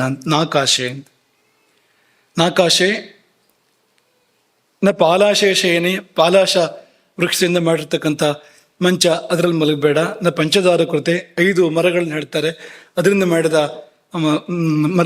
ಮಂಚದಲ್ಲಿ ಮಲಗಬೇಡ. ನ ಗಜಭಗ್ನ ಕೃತೆ, ಆನೆ ಮುರಿದ ಮರದಲ್ಲಿ ತಯಾರು ಮಾಡಿದ ಮಂಚದಲ್ಲಿ ಮಲಗಬೇಡ. ನ ವಿದ್ಯುತ್ ದಗ್ಧ ಕೃತೆ, ಸಿಡಿದು ಬಡಿದ ಸುಟ್ಟ ಮರದಿಂದ ತಯಾರು ಮಾಡಿರ್ತಕ್ಕಂಥ ಮಂಚದಲ್ಲಿ ಮಲಗಬೇಡ. ನ ಭಿನ್ನೆ, ಮುರಿದಿದ್ದಲ್ಲಿ ಮಲಗಬೇಡ. ನಾಗ್ನಿಸ್ಪೃಷ್ಟೆ, ಬೆಂಕಿ ತಾಗಿದ ಆ ಮಂಚದಲ್ಲಿ ಮಲಗಬೇಡ. ನ ಘಟಸಿಕ್ತ ಧ್ರುಮಜೈ, ಅಂದರೆ ಈ ನೀರು ಹಾಕಿ ಬೆಳೆಸಿದ ಮರದಿಂದ ತಯಾರು ಮಾಡಿದ ಮಂಚ, ಯಾರೋ ನೀರು ಹಾಕಿ ಬೆಳೆಸಿದ್ದು ಪ್ರೀತಿಯಿಂದ, ಅದನ್ನು ಕುಡಿದು ತಂದಿದ್ರೆ ಆ ಮಂಚದಲ್ಲಿ ನೀವು ಮಲಗಬೇಡ.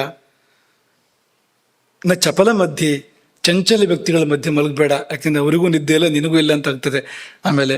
ಹಾಗಾಗಿ ಕಪಿಗಳಂತೆ ಇರುವಂಥ ಚಂಚಲರು, ಅಂಥವ್ರ ಮಧ್ಯದಲ್ಲಿ ಮಲಗಬೇಡ ಅಂತ ಪ್ರತ್ಯೇಕ ಹೇಳಬೇಕಾಗಿಲ್ಲ. ನ ಸ್ಮಶಾನ ಶೂನ್ಯಾಲಯ ದೇವತಾಯತನೇಶು, ಸ್ಮಶಾನದಲ್ಲಿ ಮಲಗಬೇಡ, ಭೂತ ಪ್ರೇತಗಳ ಆವಾಸ ಸ್ಥಾನ. ಅಲ್ಲಿ ಬಂದರೆ ಸ್ಮಶಾನ ಕಾಳಿ ಬರ್ಬೋದು ಅಷ್ಟೇ ಹೊರತು ಈ ಭೂತಧಾತ್ರಿ ಬರೋಕ್ಕೆ ಕಷ್ಟ ಇದೆ ಅಲ್ಲಿ. ಶೂನ್ಯಾಲಯ ಅಂದರೆ ಹಾಳು ಬಿದ್ದ ಮನೆಯಲ್ಲಿ ಮಲಗಬೇಡ. ಒಂದೇ ಕಾರಣಗಳು ಇದಕ್ಕೆಲ್ಲ. ದೇವತಾಯತನೇಶು, ದೇವರ ಕೋಣೆಯಲ್ಲಿ ಅಥವಾ ದೇವಸ್ಥಾನದಲ್ಲಿ ಮಲಗಬೇಡ. ಯಾಕೆಂದರೆ ದೇವರು ಸಂಚಾರ ಮಾಡಬೇಕು ಅಲ್ಲಿ, ನೀನೆಷ್ಟು ಪವಿತ್ರನೋ ಅಪವಿತ್ರನೋ. ಮತ್ತು ಗಣಗಳು ಸಂಚಾರ ಮಾಡ್ಬೋದು ಅಲ್ಲಿ, ಆ ದೇವರ ಗಣಗಳು ಸಂಚಾರ ಮಾಡ್ಬೋದು, ಅಲ್ಲಿ ಮಲಗಬೇಡ ಅಂತೆಲ್ಲ ಹೇಳಿ ಇನ್ನೂ ಅನೇಕ ಇದೆ. ನ ಧಾನ್ಯ ಗೋ ಗುರು ಹುತಾಶನ ಸುರಾಣಾಮಪರಿ ಅಂತಂದರೆ ಧಾನ್ಯಗಳ ಮೇಲೆ ಆಗ್ಬಾರ್ದು. ಧಾನ್ಯ ಲಕ್ಷ್ಮಿ ಇದು. ಗೋವಿನ ಮೇಲಕ್ಕೆ ಮಲಗಬೇಡ ಅಂದರೆ ಗೋವಿನ ಬೆನ್ನ ಮೇಲೆ ಮಲಗಬೇಡ ಅಂತಲ್ಲ. ಅಟ್ಟ ಮಾಡಿಕೊಂಡು ಕೆಳಗಡೆ ಗೋವಿದೆ, ಮೇಲ್ಗಡೆ ಮಲಗುವಂಥದ್ದು, ಅಥವಾ ಧಾನ್ಯ ಕೆಳಗಿದೆ, ಅಟ್ಟದ ಮೇಲೆ ಮಲಗುವಂಥದ್ದು ಮಾಡಬಾರ್ದು ಅದನ್ನು ಅಂತ. ಹಾಗಾಗಿ ಧಾನ್ಯಗಳ ಮೇಲೆ, ಗೋವುಗಳ ಮೇಲೆ, ಗುರುಗಳು ಕೆಳಗೆ ಮಲಗಿದ್ದಾರೆ, ನಾನು ಮೇಲೆ ಮಲಗ್ತೀನಿ ಅಲ್ಲ, ಸರಿಯಲ್ಲ. ಹುತಾಶನ, ಬೆಂಕಿ ಮೇಲೆ ಮಲಗಬೇಡ. ಅದರಲ್ಲಿ ಕೂಡ ಯಜ್ಞಾಗ್ನಿ ಅಂಥದ್ರ ಮೇಲೆ ಮಲಗಬೇಡ. ಸುರಾಣಾಮಪರಿ, ಕೆಳಗೆ ದೇವರ ಕೋಣೆ ಅಥವಾ ದೇವರುಗಳಿದೆ ಕೆಳಗಡೆಗೆ ಅಂದರೆ ಮೇಲ್ಗಡೆ ಮಲಗಬೇಡ. ಇದೆಲ್ಲ ಒಳ್ಳೆಯದಲ್ಲ, ಅವಮಾನ ಆ ಶಕ್ತಿಗಳಿಗೆ ಅದು ಅಂತ.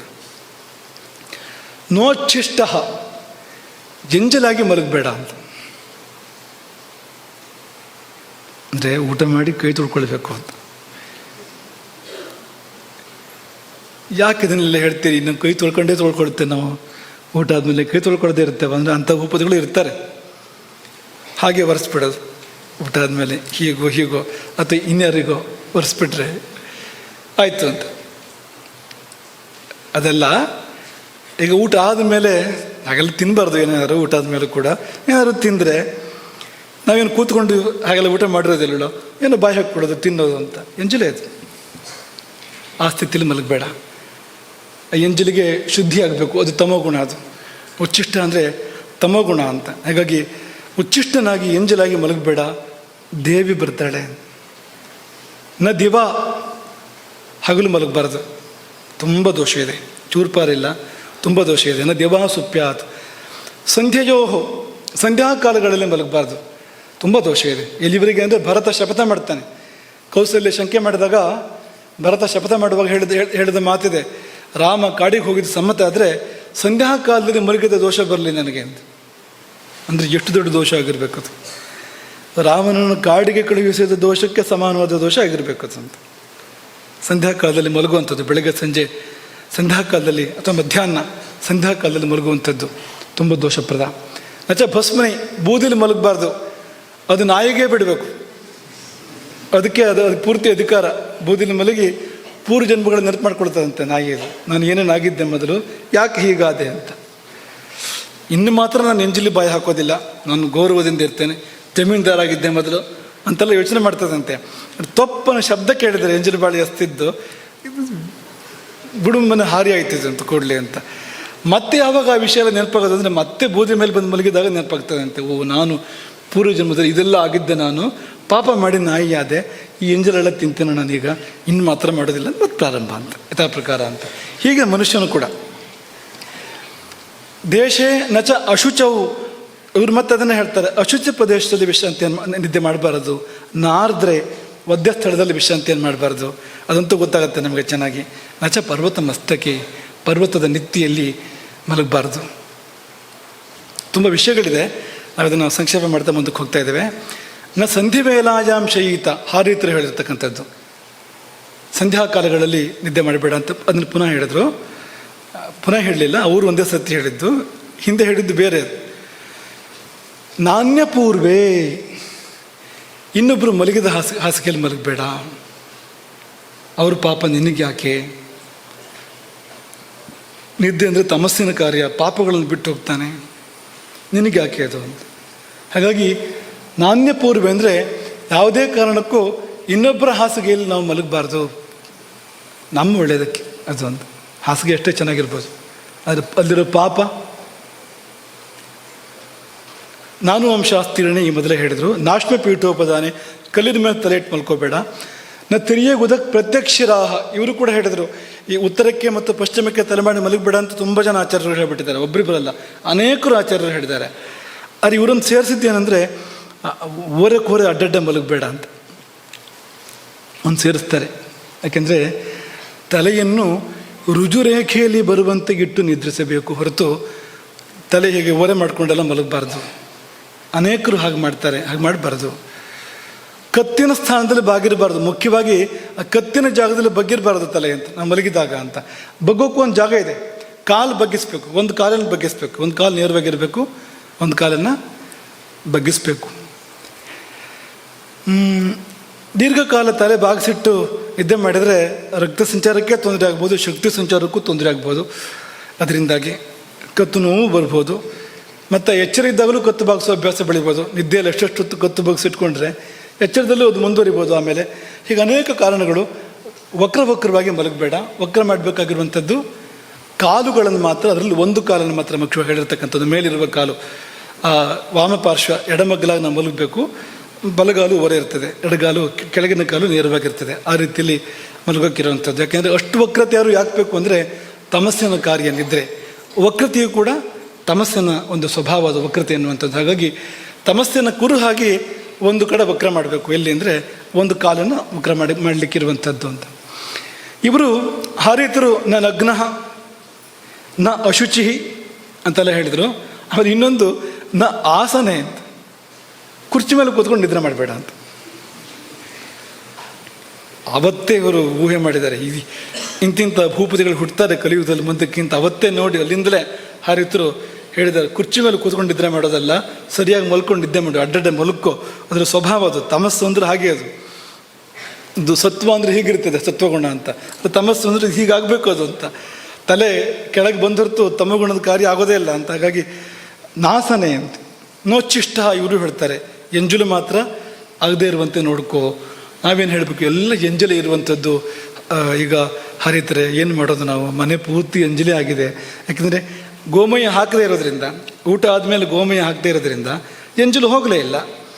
ಅಲ್ಲೇ ಕೂತು ಎದ್ದು ಮಲಗಿ ಎಲ್ಲ ಮಾಡೋದ್ರಿಂದ, ದೇವರು ಕೋಣೆ ಸಹಿತವಾಗಿ ಮನೆ ಇಡೀ ಎಂಜಲಾಗಿದ್ದರಿಂದ ಆ ಪ್ರಶ್ನೆ ಇಲ್ಲ. ಸರ್ವಂ ಉಚ್ಚಿಷ್ಟಮಯಂ ಎಲ್ಲಿಂದ ಬರಬೇಕು? ಭೂತಧಾತ್ರಿ. ಬಾಗಿಲೂರಿಗೆ ಬರೋದು ಹೋಗೋದು, ಬಾಗಿಲೂರಿಗೆ ಬರೋದು ಹೋಗೋದು ಮಾಡಬೇಕು. ಎಲ್ಲಿವರೆಗೆ ಬರೋಕ್ಕೆ ಸಾಧ್ಯ ಅಲ್ಲಿವರೆಗೆ ಬಂದು ಇವತ್ತಾದರೂ ಗೋಮಯ ಹಾಕಿದಾನ ಅಂತ ನೋಡ್ಕೊಂಡು ಹೋಗಬೇಕು ಅಷ್ಟೇ ಹೊರತು ಜೀವನ ಇಡೀ ಬೇರೆ ದಾರಿಯೇ ಇಲ್ಲ ಅಂತ.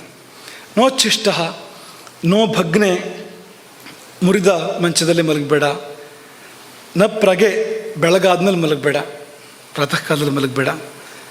ನೋಚೈರ್ ನಿಶಾಯಾನ್ ಭಾಷತೆ, ರಾತ್ರಿ ಕೂಗಾಡಬೇಡ, ದೊಡ್ಡ ಸ್ವರದಲ್ಲಿ ಮಾತಾಡಬೇಡ. ರಾತ್ರಿ ನಿನಗೂ ಉಪದ್ರವ, ಬೇರೆಯವ್ರಿಗೂ ಉಪದ್ರವ ಅಂತ. ಭೂತ ಪ್ರೇತಗಳಿಗೆ ಬಿಡಬೇಕು ಅದನ್ನು ಹೊರತು ನಾವು ಮಾಡಬಾರ್ದು. ನಾವು ಮಾಡಿದ್ರೆ ನಾವು ಕೂಡ ಅದೇ ಹೆಸರಿಂದ ಕರೆಸ್ಕೊಳ್ಳಲ್ಪಡ್ತೇವೆ ಆಮೇಲೆ. ಹಾಗಾಗಿ ನೋಚೈರ್ ನಿಶಾಯಾನ್ ಭಾಷತೆ ಅಂತೆಲ್ಲ ಹೇಳ್ತಾರೆ. ಶಂಕರಲಿಖಿತರು ಇದೇ ಮಾತುಗಳನ್ನೆಲ್ಲ ಹೇಳಿದ್ದಾರೆ. ನಾವು ಶೀರ್ಣ ಖಟ್ವಾಯ, ಮೃದ ಮಂಚ ಅದೆಲ್ಲ ಹೇಳಿದ್ದಾರೆ. ಭೂತ ಯಕ್ಷ ಗ್ರಹಾಯತನೇಶು ನ, ಭೂತಾಲಯ, ಯಕ್ಷಾಲಯ ಮತ್ತು ಗ್ರಹಗಳು ಇರ್ತಕ್ಕಂಥ, ಗ್ರಹಗಳು ಅಂದರೆ ಹಿಡಿದುಕೊಳ್ಳುವ ಸ್ವಭಾವದವು ಅಂತ. ಗ್ರಹ ಅಂದರೆ ನವಗ್ರಹ ಅಲ್ಲ, ಇದು ಬಂದು ಮನುಷ್ಯನನ್ನು ಹಿಡಿದುಕೊಳ್ಳುವ ಸ್ವಭಾವದ ಶಕ್ತಿಗಳು ಅಂತ.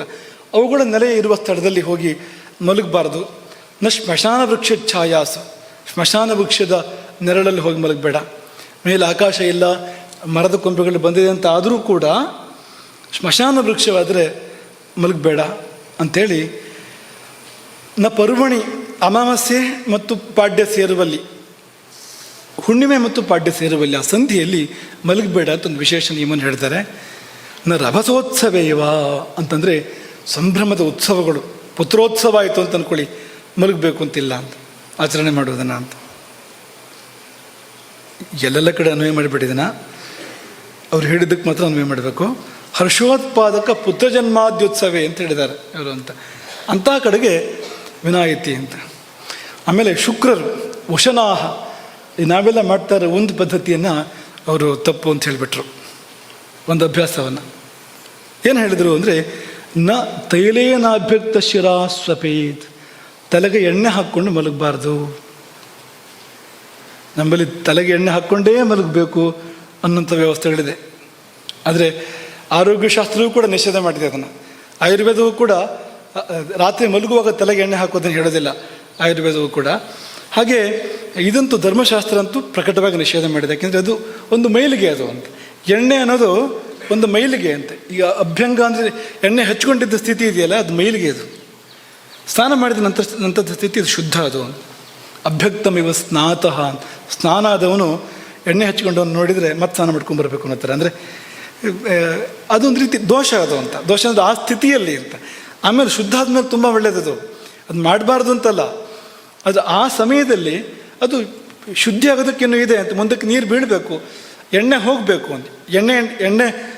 ಎಣ್ಣೆಯಾಗಿ ಉಳಿಬಾರ್ದು ಅಂತ. ಪಸೆ ಇರೋ ವಿಷಯ ಬೇರೆ, ಪಸೆ ಉಳಿಬೇಕಾಗುತ್ತದೆ, ಎಣ್ಣೆ ಪಸೆ ಇರಬೇಕು, ಎಣ್ಣೆನೇ ಇರಬಾರ್ದು ಅಂತ ಮೈ ಮೇಲೆ ಅಂತ. ಹಾಗಾಗಿ ಎಣ್ಣೆ ಹಚ್ಕೊಂಡು ಮಲ್ಕೊಂಡ್ರೆ ಅವನು ಅಶುದ್ಧನಾಗಿರ್ತಾನೆ. ಆ ಸಮಯದಲ್ಲಿ ಅಶುಭ ಶಕ್ತಿಗಳಿಗೆ ಪ್ರವೇಶ ಮಾಡೋದಕ್ಕೊಂದು ಅವಕಾಶ, ದುರ್ದೇವತೆಗಳಿಗೆ ಪ್ರವೇಶ ಮಾಡೋದಕ್ಕೆ ಅವಕಾಶ. ಯಾಕೆಂದರೆ ನಾವು ಮಲ್ಕೊಂಡು ನಿದ್ದೆ ಮಾಡಿದಾಗ ನಾವು ಎಚ್ಚರ ಇರೋದಿಲ್ಲ ಅಂತ. ಏನು ಮಹಾ ಗುಡ್ಡ ಹೇಳಿದ್ರೆ ನೀವು. ಮಲ್ಕೊಂಡಿರುವಾಗ ನಮ್ಮ ಎಚ್ಚರ ಇರೋದಿಲ್ಲ ಅಂದರೆ ಏನು ಅಂದರೆ ಆ ಕಾವಲಿದೆಯಲ್ಲ ಅದು ಇರೋದಿಲ್ಲ ಅಂತ. ಹಾಗಾಗಿ ಶಕ್ತಿಗಳು ಪ್ರವೇಶ ಮಾಡೋದಕ್ಕೆ ಆ ಸಮಯವನ್ನು ಕಾಯ್ತವೆ. ಈಗ ಸತ್ತ ಮನೆಯಲ್ಲಿ ಯಾರು ನಿದ್ದೆ ಮಾಡಬಾರ್ದು ಅಂತ ಲೆಕ್ಕ, ಶವ ಇರುವ ಮನೆಯಲ್ಲಿ ನಿದ್ದೆ ಮಾಡಬಾರ್ದು ಅಂತ. ಯಾಕೆಂದರೆ ಹೋದ ಅಪ್ರೇತ ಇದೆಯಲ್ಲ, ಗತಿಸಿದ್ದು ಬಂದು ಸೇರ್ಕೊಳ್ಬೋದು ಅಂತ. ಶರೀರವನ್ನು ಅರಸ್ತಾ ಇರ್ಬೋದು, ಅದಕ್ಕೊಂದು ಶರೀರ ಬೇಕು, ಅದಕ್ಕೆ ಬಂದು ಸೇರ್ಕೊಳ್ಬೋದು. ಹೀಗಾಗಿ ಮಲಗಿದ ಸ್ಥಿತಿ ಇದೆಯಲ್ಲ, ಯಾವುದಾದ್ರೂ ದುರ್ದೇವತೆಗಳು ದುಷ್ಟಶಕ್ತಿಗಳು ಪ್ರವೇಶ ಮಾಡೋದಾದರೆ ತಮೋಗುಣದ ಸಂದರ್ಭ ಬೇರೆ, ಅದರ ಆಡುವಿಕೆ ಬೇರೆ ನಡೀತಾ ಇದೆ, ಒಳ್ಳೆ ಕಾಲ. ಅವು ಕೂಡ ತಮೋಗುಣ ಸ್ವಭಾವದವು, ರಜೋಗುಣ ತಮೋಗುಣದ ಸ್ವಭಾವದವು. ಒಳ್ಳೆ ನನಗಿದು ಹೊಂದಾಣಿಕೆ ಆಗುತ್ತಲ್ಲ ಅಂತ ಅನ್ಕೊಂಡು ಬರ್ತವೆ ಆ ಸಮಯದಲ್ಲವು ಅಂತ. ಹಾಗಾಗಿ ನ ತೈಲೇನಾಭ್ಯಕ್ತ ಶಿರಾಹ ಸ್ವಪೇತ್, ಎಣ್ಣೆ ಹಚ್ಕೊಂಡು ತಲೆಗೆ ಮಾತ್ರ ಆದರೂ ಕೂಡ, ತಲೆಗಂತೂ ಮೈಗೆ ಹಚ್ಚಿದ್ರೂ ಮೈಲಿಗೆನೆ, ತಲೆಗೆ ಹಚ್ಚಿದ್ರೆ ಜಾಸ್ತಿ ಮೇಲ್ಗೆ, ಇದು ಇನ್ನೂ ಜಾಸ್ತಿ ಮೇಲ್ಗೆ, ಆ ಸ್ಥಿತಿಯಲ್ಲಿ ಮಲಗಬೇಡ ಅಂತ ಹೇಳಿದೆ. ತಿದ್ದುಪಡಿ ಮಾಡ್ಕೊಳ್ಳಿ, ಏನು ಬೇಜಾರು ಮಾಡ್ಕೋಬೇಡಿ. ಹಗಲೊತ್ತಿಗೆ ಸ್ನಾನಕ್ಕಿಂತ ಮುಂಚೆ ಎಣ್ಣೆ ಹಾಕ್ಕೊಂಡು ಆಮೇಲೆ ಸ್ನಾನ ಮಾಡಿದ್ರಂತೆ ಏನು ತೊಂದರೆ ಇಲ್ಲ. ಮಲ್ಕೊಳ್ಳೋ ಹೊತ್ತಿಗೆ ನೀವು ತಲೆಗೂ ಎಣ್ಣೆ ಹಾಕ್ಕೊಂಡು ಹಾಸಿಗೆನೂ ಎಣ್ಣೆ ಮಾಡಿ ಇದೆಲ್ಲ ಮಾಡಬೇಕಾಗಿಲ್ಲ. ಇನ್ನು ಅವಧಿ ಎಷ್ಟು ಕಾಲ ಮಲಗಬೇಕು ಅಂತಂದರೆ, ಆ ನಿದ್ದೆ ಅಂದರೆ ತಾಯಿ ಅಂತ ಗೊತ್ತಾಗೋದಿಲ್ಲೇ ಅಂತ. ಚಿಕ್ಕ ಶಿಶುಗಳು ಆಗ್ತಾನೆ ಹುಟ್ಟಿದವು, ಅವಕ್ಕೆ ದಿನೀಡೀ ನಿದ್ದೆ. ಹೇಳೋ ಅಂತ ಬೆಳಗ್ಗೆ ಎಪ್ಸೋ ಹಾಗಿಲ್ಲ ಅದನ್ನು ಅಂತ.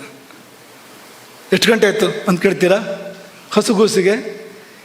ಅದು ಎಲ್ಲರೂ ಒಂದ್ಸರಿ ಕಣ್ಣು ಬಿಡ್ತದೆ ಹೊರತು ಮತ್ತೆಲ್ಲ ನಿದ್ದೆ ಮಾಡ್ತಾನೆ ಇರೋದು ಅಂತ. ಹಾಗೆ ಇರಬೇಕು ಅದು ಅಂತ. ಭೂತಧಾತ್ರಿ ಅಂತ. ಆ ತಾಯಿಯಿಂದ ಜನ್ಮ ಕೊಟ್ಟ ತಾಯಿಯ ಬಸರಿಂದ ಹೊರಗೆ ಬಂದ ಮೇಲೆ ಈ ತಾಯಿ ಮಡಿಲಿಗೆ ಹೋಗೋದು ಸೀದಾ. ಅದು ಯಾವ ತಾಯಿ ಮಡಿಲಿಗೆ ಅಂದರೆ ಭೂತಧಾತ್ರಿಗೆ ಮಡಿಲಿಗೆ ಹೋಗುವಂಥದ್ದು ಅಂತ. ಹಾಗಾಗಿ ಸದಾ ನಿದ್ದೆಯಲ್ಲಿರ್ತದೆ ಮಗು ಅಂತ. ಅಲ್ಲಿಂದ ಆರಂಭ ನಮ್ಮ ಜೀವನ ಅಂತ. ಸ್ವಲ್ಪ ಬೆಳೆದ ಮೇಲೆ ಒಂದು 10-11 ಗಂಟೆ ನಿದ್ದೆ ಬೇಕು ಆದರೂ ಕೂಡ ಅಂತ. ಸಣ್ಣ ಸಣ್ಣ ಮಕ್ಕಳಿಗೆ ನಿದ್ದೆ ಜಾಸ್ತಿ ಬೇಕು. ಮತ್ತೂ ಸ್ವಲ್ಪ ದೊಡ್ಡವರಾದಮೇಲೆ ಒಂದು 8-9 ವರ್ಷ ಅಂದರೆ 8-9 ಗಂಟೆ ಅಂತ. ಈಗೆಲ್ಲ ದೊಡ್ಡವರಿಗೆ ಆ ಗಂಟೆನ ಹೇಳ್ತಾರೆ ಆಧುನಿಕ ಪದ್ಧತಿಗಳಲ್ಲಿ. ಆದರೆ ಯುವಕನಾದ ಮೇಲೆ 16 ವರ್ಷ ದಾಟಿದ ಮೇಲೆ ಯುವಕನಾದ ಮೇಲೆ ಮಲಗಬೇಕಾದ ಸಮಯ ಎಷ್ಟು ಅಂದರೆ 2 ಯಾಮಗಳು ಅಂತ ಮುಖ್ಯವಾಗಿ ಹೇಳುವಂಥದ್ದು. 2 ಯಾಮಗಳ ಕಾಲ ನಿದ್ದೆಯನ್ನು ಹೇಳಿದೆ ಅಷ್ಟು ಅಂತ. 6-8 ಗಂಟೆ ಅಂತ ಹೇಳ್ತಾರೆ. ಅದು ಒಂದೊಂದು ಪ್ರಕೃತಿಗೆ ಒಂಚೂರು ಬೇರೆ ಇರ್ಬೋದು. ಸಾಧಾರಣವಾಗಿ 2 ಯಾಮ ಮುಖ್ಯವಾಗಿ ಹೇಳುವಂಥದ್ದು. 2 ಯಾಮ ಸ್ವಲ್ಪ ಹೆಚ್ಚು ಬೇಕಾಗಬಹುದು ಕೆಲವರಿಗೆ. ಅದನ್ನು ನೋಡಿಕೊಂಡು ಅದನ್ನು ಆಯಾ ದೇಹ ಪ್ರಕೃತಿಗೆ ತಕ್ಕಂತೆ ಮಾಡಬೇಕು. ನಿದ್ದೆ ಅನ್ನೋದು ಸಾರ್ವತ್ರಿಕ ನಿಯಮ ಅಲ್ಲ, ಎಲ್ಲರಿಗೂ ಒಂದೇ ಸಮಯ ಅಲ್ಲ. ಈಗಾಗಲೇ ನಾವು ಹೇಳಿದಾಗೆ ಹಸುಗೂಸುಗಳಿಗೆ ಬೇರೆ, ಶಿಶುಗಳಿಗೆ ಸ್ವಲ್ಪ ಬೆಳೆದ ಶಿಶುಗಳಿಗೆ ಬೇರೆ, ದೊಡ್ಡವರಿಗೆ ಬೇರೆ ಅಂತೆಲ್ಲ ಹೇಳಿದ್ವಲ್ಲ. ವ್ಯಕ್ತಿಗೂ ಸ್ವಲ್ಪ ಬೇರೆ ಆಗ್ಬೋದು, ನೋಡ್ಕೋಬೇಕಾಗುತ್ತೆ ಅದನ್ನು. 2 ಯಾಮಗಳು ತುಸು ಮಿಗಬಹುದು ಸಂದರ್ಭವನ್ನು ಹೊಂದಿಕೊಂಡು ಅಂತ. ಇಲ್ಲಿ ಏನು ಗೊತ್ತಾಗುತ್ತೆ ನಮಗೆ ಅಂದರೆ ಈ ಎಳೆ ನಾವು ಕೂಡ ಹಾಗೆ ಅಲ್ವಾ, ಮನುಷ್ಯ ಶಿಶುಗಳು ಅಥವಾ ಯಾವುದೇ ಈ ಕರುಗಳ ಮತ್ತೊಂದು ಪ್ರಾಣಿಗಳ ಮರಿಗಳು ಯಾವ್ದು ಬೇಕಾದ್ರೂ ಇರ್ಬೋದು, ಬೆಳೆದಂತೆ ತಾಯಿಯ ಅವಲಂಬನೆ ಕಡಿಮೆ ಆಗ್ತದೆ ಅಲ್ವಾ? ಬೆಳೆದ ಹಾಗೆ ತಾಯಿಯ ಅವಲಂಬನೆ ಕಡಿಮೆ ಆಗ್ತದೆ. ತಾಯಿ ಯಾಕೆ ಅಂದರೆ ಈ ಭೂತಧಾತ್ರಿ ನಾವು ಬೆಳೆದಂತೆ ನಿದ್ದೆ ಅಗತ್ಯ ಕಡಿಮೆ ಆಗ್ತಾ ಬರ್ತದಲ್ಲ ನಮಗದು ಅದನ್ನು ತೋರಿಸ್ತದೆ ಅಂತ. ಇನ್ನೊಂದು ತಾಯಿ ಅದು ಧಾತ್ರಿ ಅನ್ನೋದನ್ನು ಅದು ತೋರಿಸ್ತದೆ ಅಂತ. ಈಗ ನೀವು ಕೇಳ್ತೀರಿ ಸಿಟ್ಟು ಮಾಡ್ಕೊಂಡು, ನಿಮಗೆ ಯಾರು ಹೇಳಿದ್ರು 2 ಯಾಮ ನಿದ್ದೆ ಅಂತ? ನಿಮಗೆ ಯಾರು ಹೇಳಿದ್ರು 2 ಯಾಮ ಅಂದರೆ ಭಾರಿ ಕಡಿಮೆ ಆಯಿತು ಅಂತಂದರೆ ಅದು ದೊಡ್ಡವರೇ ಹೇಳಿದ್ದಾರೆ. ಅದನ್ನು ಮಧ್ಯಮವು ಯಾಮವು ಶಯಾನೋ ನಾಭಸೀದತಿ. ಮಧ್ಯಮವು ಯಾಮವು, ಮಧ್ಯಮ ಯಾಮಗಳಲ್ಲಿ ಅದು 2. ಮಧ್ಯಮವು ಯಾಮವು ದ್ವಿವಚನ, ಅದು 2 ಯಾಮಗಳು. ಶಯಾನಃ ನಾಮಸೇದತಿ ಎಂದು ನಾಶವಾಗೋದಿಲ್ಲ. ಮಧ್ಯಮವು ಯಾಮವು ಅಂತ ಯಾಕೆ ಹೇಳಿದ್ರು ಅಂದರೆ ರಾತ್ರಿಗೆ ಸೂರ್ಯಾಸ್ತದಿಂದ ಸೂರ್ಯೋದಯಕ್ಕೆ, ರಾತ್ರಿ ಅಂದರೆ ನಿಜವಾಗಿ ಒಂದು ಯಾಮ ಕಳೆದ ಮೇಲೆ ಶುರು ಅಂತ ಲೆಕ್ಕ. ಹಾಗೆ ನೋಡಿದರೆ ನಿಶೀಥ ಕಾಲ ಅಂತ ಹೇಳುವಂಥದ್ದು ಒಂದು ಯಾಮ ಕಳೆದ ಮೇಲೆ. ಅದರ ಅಸ್ತದಿಂದ ಉದಯಕ್ಕೆ ತಗೊಂಡ್ರೆ ಅದನ್ನು 4 ಪಾಲು ಮಾಡಬೇಕು ನಾವು. 4 ಯಾಮಗಳು, ಅದು 4 ಪಾಲು ಮಾಡಿದಾಗ ಮೊದಲನೇ ಯಾಮ ಬಿಡಬೇಕು, ಕೊನೆ ಯಾಮ ಬಿಡಬೇಕು. ಮಧ್ಯದ 2 ಯಾಮಗಳು ಅಂತ. ಮೊದಲನೇ ಯಾಮ ಬಿಡಬೇಕು, ಯಾಕೆಂದರೆ ಮೊದಲನೇ ಯಾಮದ ಆರಂಭ ಅದು ಸಂಧ್ಯಾಕಾಲ ಆಗಿರ್ತದೆ. ಈಗ ಸಂಧ್ಯಾನುಷ್ಠಾನಗಳನ್ನು ಮಾಡಬೇಕು, ಭಗವಂತನಿಗೆ ಅಭಿಮುಖ ಆಗಬೇಕು, ಧ್ಯಾನ ಮಾಡಬೇಕು ಆ ಸಮಯದಲ್ಲಿ. ಆಮೇಲೆ ಆಹಾರದ ಕಾಲ ಬಂತು. ಆಹಾರ ಆದಮೇಲೆ ಇಷ್ಟು ಸಮಯ ಬಿಡಬೇಕು ಅಂತಿದೆ. ಸೀದ ತಟ್ಟೆಯಿಂದ ಹಾಸಿಗೆಗೆ ಅಂತಲ್ಲ, ಅದು ಮಧ್ಯದಲ್ಲಿ ಸ್ವಲ್ಪ ಕಾಲ ಬಿಡಬೇಕು ಅಂತ. ಊಟದ ಬಾಳೆಯಲ್ಲಿ ನೇರವಾಗಿ ಹಾಸಿಗೆಗೆ ಹೋಗೋ ಹಾಗಿಲ್ಲ ಅಂತ. ಈ ಅವಧಿ ಇದೆಯಲ್ಲ, ಇದು ಸುಮಾರು 1 ಪ್ರಹರವೇ ಆಗ್ತದೆ ಅಂತ, 1 ಯಾಮದ ಸಮಯ ಅಂತ. ಪ್ರಥಮ ಪ್ರಹರ ಆಗ್ತದೆ ಇದರಲ್ಲಿ ಅಂತ. ಇದು ಕಳೆದ ಮೇಲೆ ನಿದ್ದೆ ಮಾಡುವಂಥದ್ದು, ಇದು ಕಳೆಯುವಾಗ ನಿದ್ದೆ ಮಾಡುವಂಥದ್ದು ಅಂತ.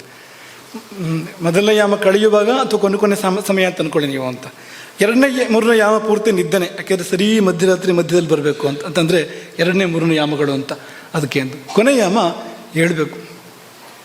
ರಾಮನ ಬಗ್ಗೆ ವಾಲ್ಮೀಕಿಗಳು ಹೇಳುವಂಥದ್ದು, ಏಕಯಾಮಾವಶಿಷ್ಟಾಯಾಂ ರಾತ್ರವು ಪ್ರತಿ ವಿಬುದ್ಧ ಸಹ. ರಾತ್ರಿಯಲ್ಲಿ 1 ಯಾಮ ಉಳಿದಿತ್ತು ಅಂತ. ಏಕಯಾಮಾವಶಿಷ್ಟಾಯಾಂ ರಾತ್ರವು ಪ್ರತಿ ವಿಬುದ್ಧ ಸಹ. ಯಾಕೆಂದರೆ ಈ ಬ್ರಾಹ್ಮ ಮುಹೂರ್ತ ಅನ್ನೋದಕ್ಕೆ ಚರ್ಚೆಗಳಿದೆ, ಯಾವುದು ಬ್ರಾಹ್ಮ ಮುಹೂರ್ತ ಅಂತ. ಕೆಲವರು ಈ ಕೊನೆ ಯಾಮ ಇಡೀ ಬ್ರಾಹ್ಮ ಮುಹೂರ್ತ ಅಂತ ಹೇಳ್ತಾರೆ. ಪಶ್ಚಿಮ ಯಾಮ ಕೊನೆ ಯಾಮ ಇದೆಯಲ್ಲ ಅದಿಡೀ ಬ್ರಾಹ್ಮ ಮುಹೂರ್ತ ಅಂತ. ಇನ್ನು ಕೆಲವರು ರಾತ್ರಿಯ 14ನೇ ಭಾಗ, 15 ಭಾಗಗಳನ್ನು ಮಾಡಿದರೆ 14ನೇ ಮುಹೂರ್ತ ಅಂತ ಕರೀತಾರೆ ಅದನ್ನು 14ನೇ ಮುಹೂರ್ತ ಬ್ರಾಹ್ಮ ಮುಹೂರ್ತ ಅಂತಲೂ ಕೂಡ ಹೇಳ್ತಾರೆ. ಅದನ್ನೇ ಬಳಸ್ಕೊಂಡು ಅಲ್ಲಿ ತನಕ ಮಲಗ್ಬೋದಲ್ಲ 14ನೇ ಭಾಗ ಅಂದರೆ ಸ್ವಲ್ಪ ಪಶ್ಚಿಮ ಯಾಮಕ್ಕಿಂತ ಮುಂದೆ ಬರ್ತದೆ. ಈ ಪಶ್ಚಿಮ ಯಾಮ ಅಂದರೆ 3ರಿಂದ 3:30 ಗಂಟೆ ಮಧ್ಯದಲ್ಲಿ, ಬೆಳಗಿನ ಜಾವ 3 ಗಂಟೆಯಿಂದ 3:30 ಗಂಟೆ ಮಧ್ಯದಲ್ಲಿ ಬರ್ತದೆ. ಅದು ಸುಮಾರು ಪಶ್ಚಿಮ ಯಾಮ ಅಂದರೆ ಅಲ್ಲಿಂದ ಆರಂಭ ಆಗುವಂಥದ್ದು. ಬ್ರಾಹ್ಮ ಮುಹೂರ್ತ ಅಂದರೆ ಮತ್ತೊಂದು 3/4 ಗಂಟೆ 1 ಗಂಟೆ ಸಿಗ್ಬೋದು ಅವ್ರ ನಂತರವೂ ಕೂಡ ಅಂತ. ಅಷ್ಟಾದರೆ ಅಷ್ಟು ಅಂತ.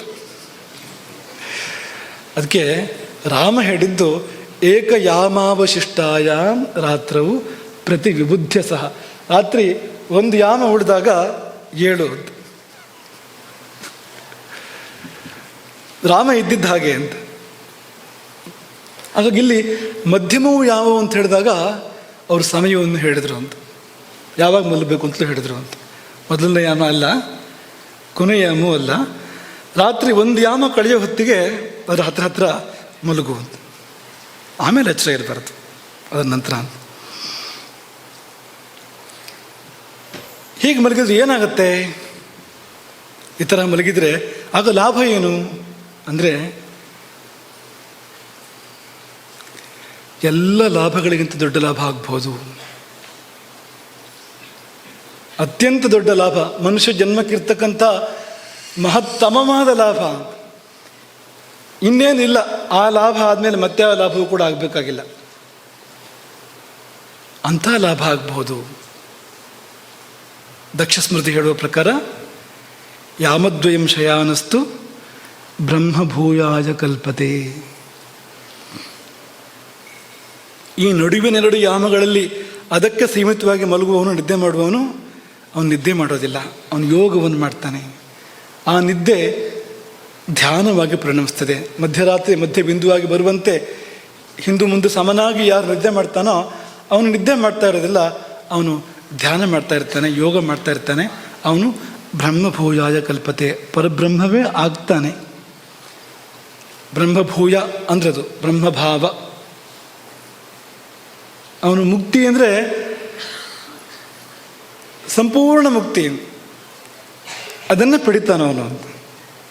ಅಲ್ಲಿವರೆಗೆ ವ್ಯಾಪ್ತಿ ಇದೆ ನಿದ್ರೆಗೆ. ಹಾಗಾಗಿ ಮಲ್ಕೊಂಡಲ್ಲೇ ಸಂಪಾದನೆ ಮಾಡು ಹಣನ, ಮಲ್ಕೊಂಡಲ್ಲೇ ಆಯುಷ್ ಜಾಸ್ತಿ ಮಾಡ್ಕೊಂತಲ್ಲ ಹೇಳಿದ್ವಲ್ಲ, ಇದು ನೋಡಿ, ಇದು ನಿಜವಾದ ಅಂದರೆ ನಿಧಿ ಸಿಕ್ಕೋದು ಅಂದರೆ ಇದು ಅಂತ. ಲಾಟ್ರಿ ಹೊಡಿತು ಅಂತ ಹೇಳಬೇಡಿ, ಅದು ಬೇಡ, ನಿಧಿ ಸಿಕ್ತು ಅಂತ ಹೇಳೋಣ, ಚೆನ್ನಾಗಿರ್ತದೆ ಅನ್ನೋದು. ಏನಪ್ಪ ಅಂದರೆ ಅದು ಅಂತ ಏನಂದರೆ ಅವನು ಮುಕ್ತಿಯನ್ನೇ ಪಡಿತಾನೆ. ಬೇರೆ ಸಾಧನೆ ಬೇಕಾಗದೆ ಹೋಗ್ಬೋದು ಅವನಿಗೆ. ಅದು ಸರಿಯಾದರೆ ಅದೇ ಸಾಕಾಗ್ಬೋದು ಅವನು, ಅದರಲ್ಲೇ ಎಲ್ಲವೂ ಕೂಡ ಆಗ್ಬೋದು. ಅಂದರೆ ನಿಸರ್ಗ ಹೇಗಿದೆ ಅಂದರೆ ನೀವು ಎಲ್ಲೆಲ್ಲಿ ಹೋದರೂ ಅಲ್ಲಲ್ಲೇ ಮುಕ್ತಿಗ ದಾರಿಗಳನ್ನ ಇಟ್ಟಿರ್ತದೆ. ಅದು ನೀವು ಊಟ ಮಾಡಿದರೆ ಅಲ್ಲೇ ಮುಕ್ತಿಗ ದಾರಿ ಇದೆ.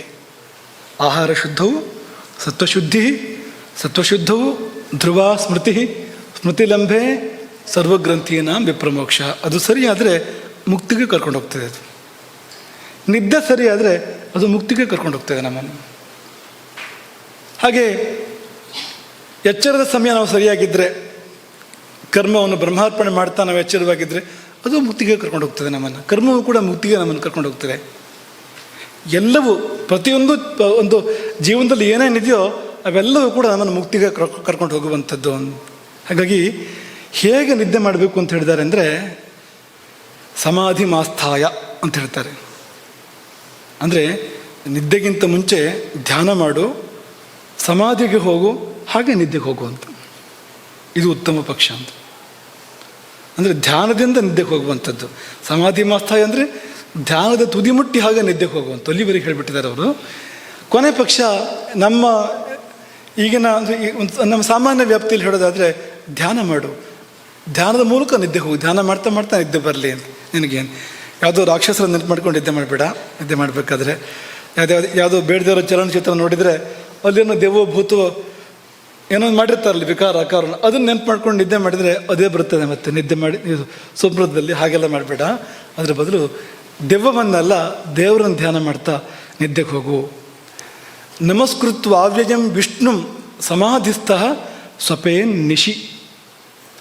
ನಮಸ್ಕೃತ್ವ ಅವ್ಯಯಂ ವಿಷ್ಣು, ಅವ್ಯಯನಾದ ನಾಶರಹಿತನಾದ ವಿಷ್ಣುವನ್ನು ನಮಸ್ಕೃತ್ವ ನಮಸ್ಕರಿಸಿ, ಸಮಾಧಿಸ್ಥ ಸಮಾಧಿಸ್ಥನಾಗಿ ನಿಶಿ ಸ್ವಪೇತ್, ರಾತ್ರಿ ಹಗಲಲ್ಲ ನಿದ್ದೆ ಮಾಡ್ಬೋದು, ನಿದ್ದೆ ಮಾಡಬೇಕು. ವಿಷ್ಣು ಸ್ಮೃತಿಯಲ್ಲಿ ವೈದಿಕಾನ್ ಮಂತ್ರಾನ್ ಸಾವಿತ್ರೀಂಚ ಜಪಿತ್ವಾ. ಯಾರಿಗೆ ಅಧಿಕಾರ ಇದೆಯೋ ಅಂಥವರು, ಅದನ್ನು ಬಲ್ಲವರು ವೈದಿಕ ಮಂತ್ರಗಳನ್ನು ಜಪಿಸ್ತಾ ನಿದ್ದೆಗೆ ಹೋಗಬೇಕು. ಅಥವಾ ಸಾವಿತ್ರೀಂ ಜಪಿತ್ವ, ಗಾಯತ್ರಿಯನ್ನು ಮಾಡ್ತಾ ಮಾಡ್ತಾ ನಿದ್ದೆಗೆ ಹೋಗುವನು. ಸಾವಿತ್ರೀಂ ಜಪಿತ್ವ. ನಾವೆಲ್ಲ ಗಾಯತ್ರಿ ಜಪ ಮಾಡೋದಿಲ್ವಲ್ಲ ಅಂದರೆ ಮಂಗಲ ಶ್ರುತಂ, ಯಾವುದಾದ್ರೂ ಮಂಗಲಕರವಾದ ಶಬ್ದವನ್ನು ಕೇಳ್ತಾ ನಿದ್ದೆ ಮಾಡು. ಶಂಖಂಚ, ವಾ ಅಂತ ಹೇಳಿಲ್ಲ, ಅದೋ ಇದು ಮತ್ತೊಂದು, ಅದು ಮಾಡು ಇದು ಮಾಡು ಇನ್ನೊಂದು ಮಾಡು ಅನ್ನೋ ಥರ ಹೇಳ್ತಾ ಇದ್ದಾರೆ. ಶಂಖಂಚಾನ್, ಶಂಖನಾದ, ಶಂಖಧ್ವನಿಯನ್ನು ಕೇಳ್ತಾ ಕೇಳ್ತಾ ನಿದ್ದೆ ಮಾಡು. ಇಷ್ಟೆಲ್ಲ ಮಾಡಿಕೊಂಡು ಶಂಖಂಚ ಶೃಣ್ವನ್ ದಕ್ಷಿಣ ಶಿರ ಸ್ವಪೇತ್, ದಕ್ಷಿಣ ಶಿರ ಸ್ವಪೇತ್, ದಕ್ಷಿಣಕ್ಕೆ ತಲೆ ಇಟ್ಟು ಮಲ್ಕೋ. ವಿಷ್ಣು ಸ್ಮೃತಿ ಇದು. ಎಲ್ಲ ಈ ಸ್ಮೃತಿಗಳು ಒಂದಲ್ಲ ಎರಡಲ್ಲ, ಇಷ್ಟೆಲ್ಲ ಹೇಳ್ಬಿಟ್ಟಿವೆಯಲ್ಲ ಅಂದರೆ ಇದೆಲ್ಲ ಅದನ್ನೇ ಹೇಳ್ತಾ ಇರೋದು. ಇಷ್ಟೆಲ್ಲ ಆದರೆ ಏನಪ್ಪ ಆಗೋದು ಅಂದರೆ ಮತ್ತೆ ಶಂಕರಾಚಾರ್ಯರು ಬರ್ತಾರೆ. ನಿದ್ರಾ ಸಮಾಧಿ ಸ್ಥಿತಿ, ಶಂಕರಾಚಾರ್ಯರ ವಾಣಿ. ನಿದ್ರಾ ಸಮಾಧಿ ಸ್ಥಿತಿ ಯಾವಾಗ ಆಗೋದು ಅಂದರೆ ಹೀಗೆ ಮಾಡಿದಾಗ ಅದು ಆಗುವಂಥದ್ದು. ಹಾಗಾಗಿ ನಿದ್ದೆ ಅಂದರೆ ಅದು ಸಮಯ ಹಾಳು ಅಂತ ಅನ್ಕೋಬಾರ್ದು. ಅನೇಕರು ಹಾಗೆ ಅಂದ್ಕೊಂಡಿದ್ದಾರೆ, ತುಂಬ ಕೆಲಸ ಮಾಡ್ತೇವೆ ಅಂತ ಅಂದ್ಕೊಂಡಿರೋರು. ನಿದ್ದೆ ಅಂದರೆ ಸುಮ್ಮನೆ ಸಮಯ ಹಾಳು ಅಂತ ಅಂದ್ಕೊಂಡು ಆ ಹೊತ್ತಲ್ಲೂ ಕೆಲಸ ಮಾಡ್ತೇನೆ, ಅಲ್ಲದು. ನಿದ್ದೆಯಿಂದ ಆಗ್ತಕ್ಕಂಥ ಲಾಭವನ್ನು ಬೇರೆ ಯಾವ ಕೆಲಸವೂ ಕೂಡ ಕೊಡೋಕ್ಕೆ ಸಾಧ್ಯ ಇಲ್ಲ. ಅದೊಂದು ಪುಟ್ಟ ಸನ್ಯಾಸ ಇದ್ದ ಹಾಗೆ ಎಲ್ಲವನ್ನು ಬಿಡ್ತೇವೆ. ಆ ಸಮಯದಲ್ಲಿ ನಾವು ನಿದ್ದೆ ಮಾಡುವಾಗ ಎಲ್ಲವನ್ನು ತ್ಯಾಗ ಮಾಡ್ತೇವೆ. ತ್ಯಾಗ ಮಾಡಿ ಹೋಗ್ತದೆ ತಾನಾಗಿ. ಹೆಂಡತಿ, ಮಕ್ಕಳು, ದುಡ್ಡು, ಕಾಸು, ಅಥವಾ ಗಂಡ, ಮಾವ, ಅತ್ತೆ ಏನಾದರೂ ಇದೆಯಾ ಆ ಸಮಯದಲ್ಲಿ? ಈ ಸೀರೆ, ಆ ಅಂಗಿ ಏನಾದರೂ ಇದೆಯಾ ಅವಾಗ? ಏನಿಲ್ಲ ಅಂತ. ಇವನು ಬೈದಿದ್ದು, ಅವನು ಹೊಗಳಿದ್ದು ಯಾವುದು ನೆನಪಿಲ್ಲ ಅಂತ, ಹೋಯ್ತು ಎಲ್ಲದೂ ಕೂಡ ಅಂತ. ಅದೊಂದು ಸನ್ಯಾಸ, ಅದೊಂದು ಬಗೆಯ ಸಮಾಧಿ ಅದು ನಿದ್ದೆ ಅನ್ನೋದು ಕೂಡ ಅಂತ. ಹಾಗಾಗಿ ಅಲ್ಲೊಂದು ರೀತಿ ಆತ್ಮದ ಪ್ರಾಥಮಿಕ ಪರಿಚಯ ಆಗುವಂಥ ಸ್ಥಳ ಅದು. ಆತ್ಮ ಹೇಗಿರ್ತದೆ, ಆತ್ಮಾನುಭವ ಹೇಗಿರ್ತದೆ ಅಂತಂದರೆ ಒಂದು ಉದಾಹರಣೆ ಕೊಡಿದ್ದಾರೆ. ಈ ತರಹ ಇದಕ್ಕಿಂತ ತುಂಬ ಚೆನ್ನಾಗಿ ಅಂತ. ನಿದ್ದೆಯಲ್ಲಿ ಒಂದು ಸುಖ ಇದೆಯಲ್ಲ, ಗಾಢ ನಿದ್ದೆಯಲ್ಲಿ, ಅದೇ ತರಹ ತುಂಬ ಕೋಟಿ ಪಾಲು ಉತ್ಕೃಷ್ಟ ಅದಕ್ಕಿಂತ ಅಂತ ಹಾಗೆ ಅಂದ್ಕೊಳ್ಳಿ. ನಿದ್ದೆಯನ್ನೇ ಎಷ್ಟು ಆಸೆ ಪಟ್ಟು ಮಾಡ್ತೇವೆ ನಾವು ಅಲ್ವಾ? ಅದು ಹೇಗಿರ್ಬೋದು? ಅದೇನಾದ್ರು ಸಿಕ್ಕಿದರೆ ನಾವು ಹೇಗೆ ಹಪಿಸ್ಬೋದು ಅದಕ್ಕೋಸ್ಕರವಾಗಿ ಅಂತ. ಅದು ಬೇಕೇ ಬೇಕು ಅಂತ ಮತ್ತೆಲ್ಲವನ್ನು ಬಿಡ್ಬೋದು ಅದಕ್ಕೋಸ್ಕರವಾಗಿ. ಹಾಗಾಗಿ ತುಂಬ ಹತ್ತಿರದ ಸ್ಥಿತಿ ಅದುವೇ ನಿದ್ದೆಯೇ. ನಿರ್ವಿಕಲ್ಪ ಸಮಾಧಿಗೆ ಅತ್ಯಂತ ಹತ್ತಿರದ ಸ್ಥಿತಿ. ಯಾಕೆಂದರೆ ಜಾಗೃತ್ತು, ಸ್ವಪ್ನ, ಸುಷುಪ್ತಿ, ತುರಿಯ. ತುರಿಯ ಅಂದರೆ ಸಮಾಧಿ. ಆ ತುರಿಯಕ್ಕಿಂತ ಕೆಳಗೆ ಯಾವುದಿದೆ ಅಂದರೆ ಸುಷುಪ್ತಿ. ಹತ್ತಿರ ಇರುವಂಥದ್ದು ಇದು, ತುಂಬ ಹತ್ತಿರ ಇರುವಂಥದ್ದು, ಧ್ಯಾನಕ್ಕೆ ಉದಾಹರಣೆ ಆಗಬಲ್ಲಂಥದ್ದು.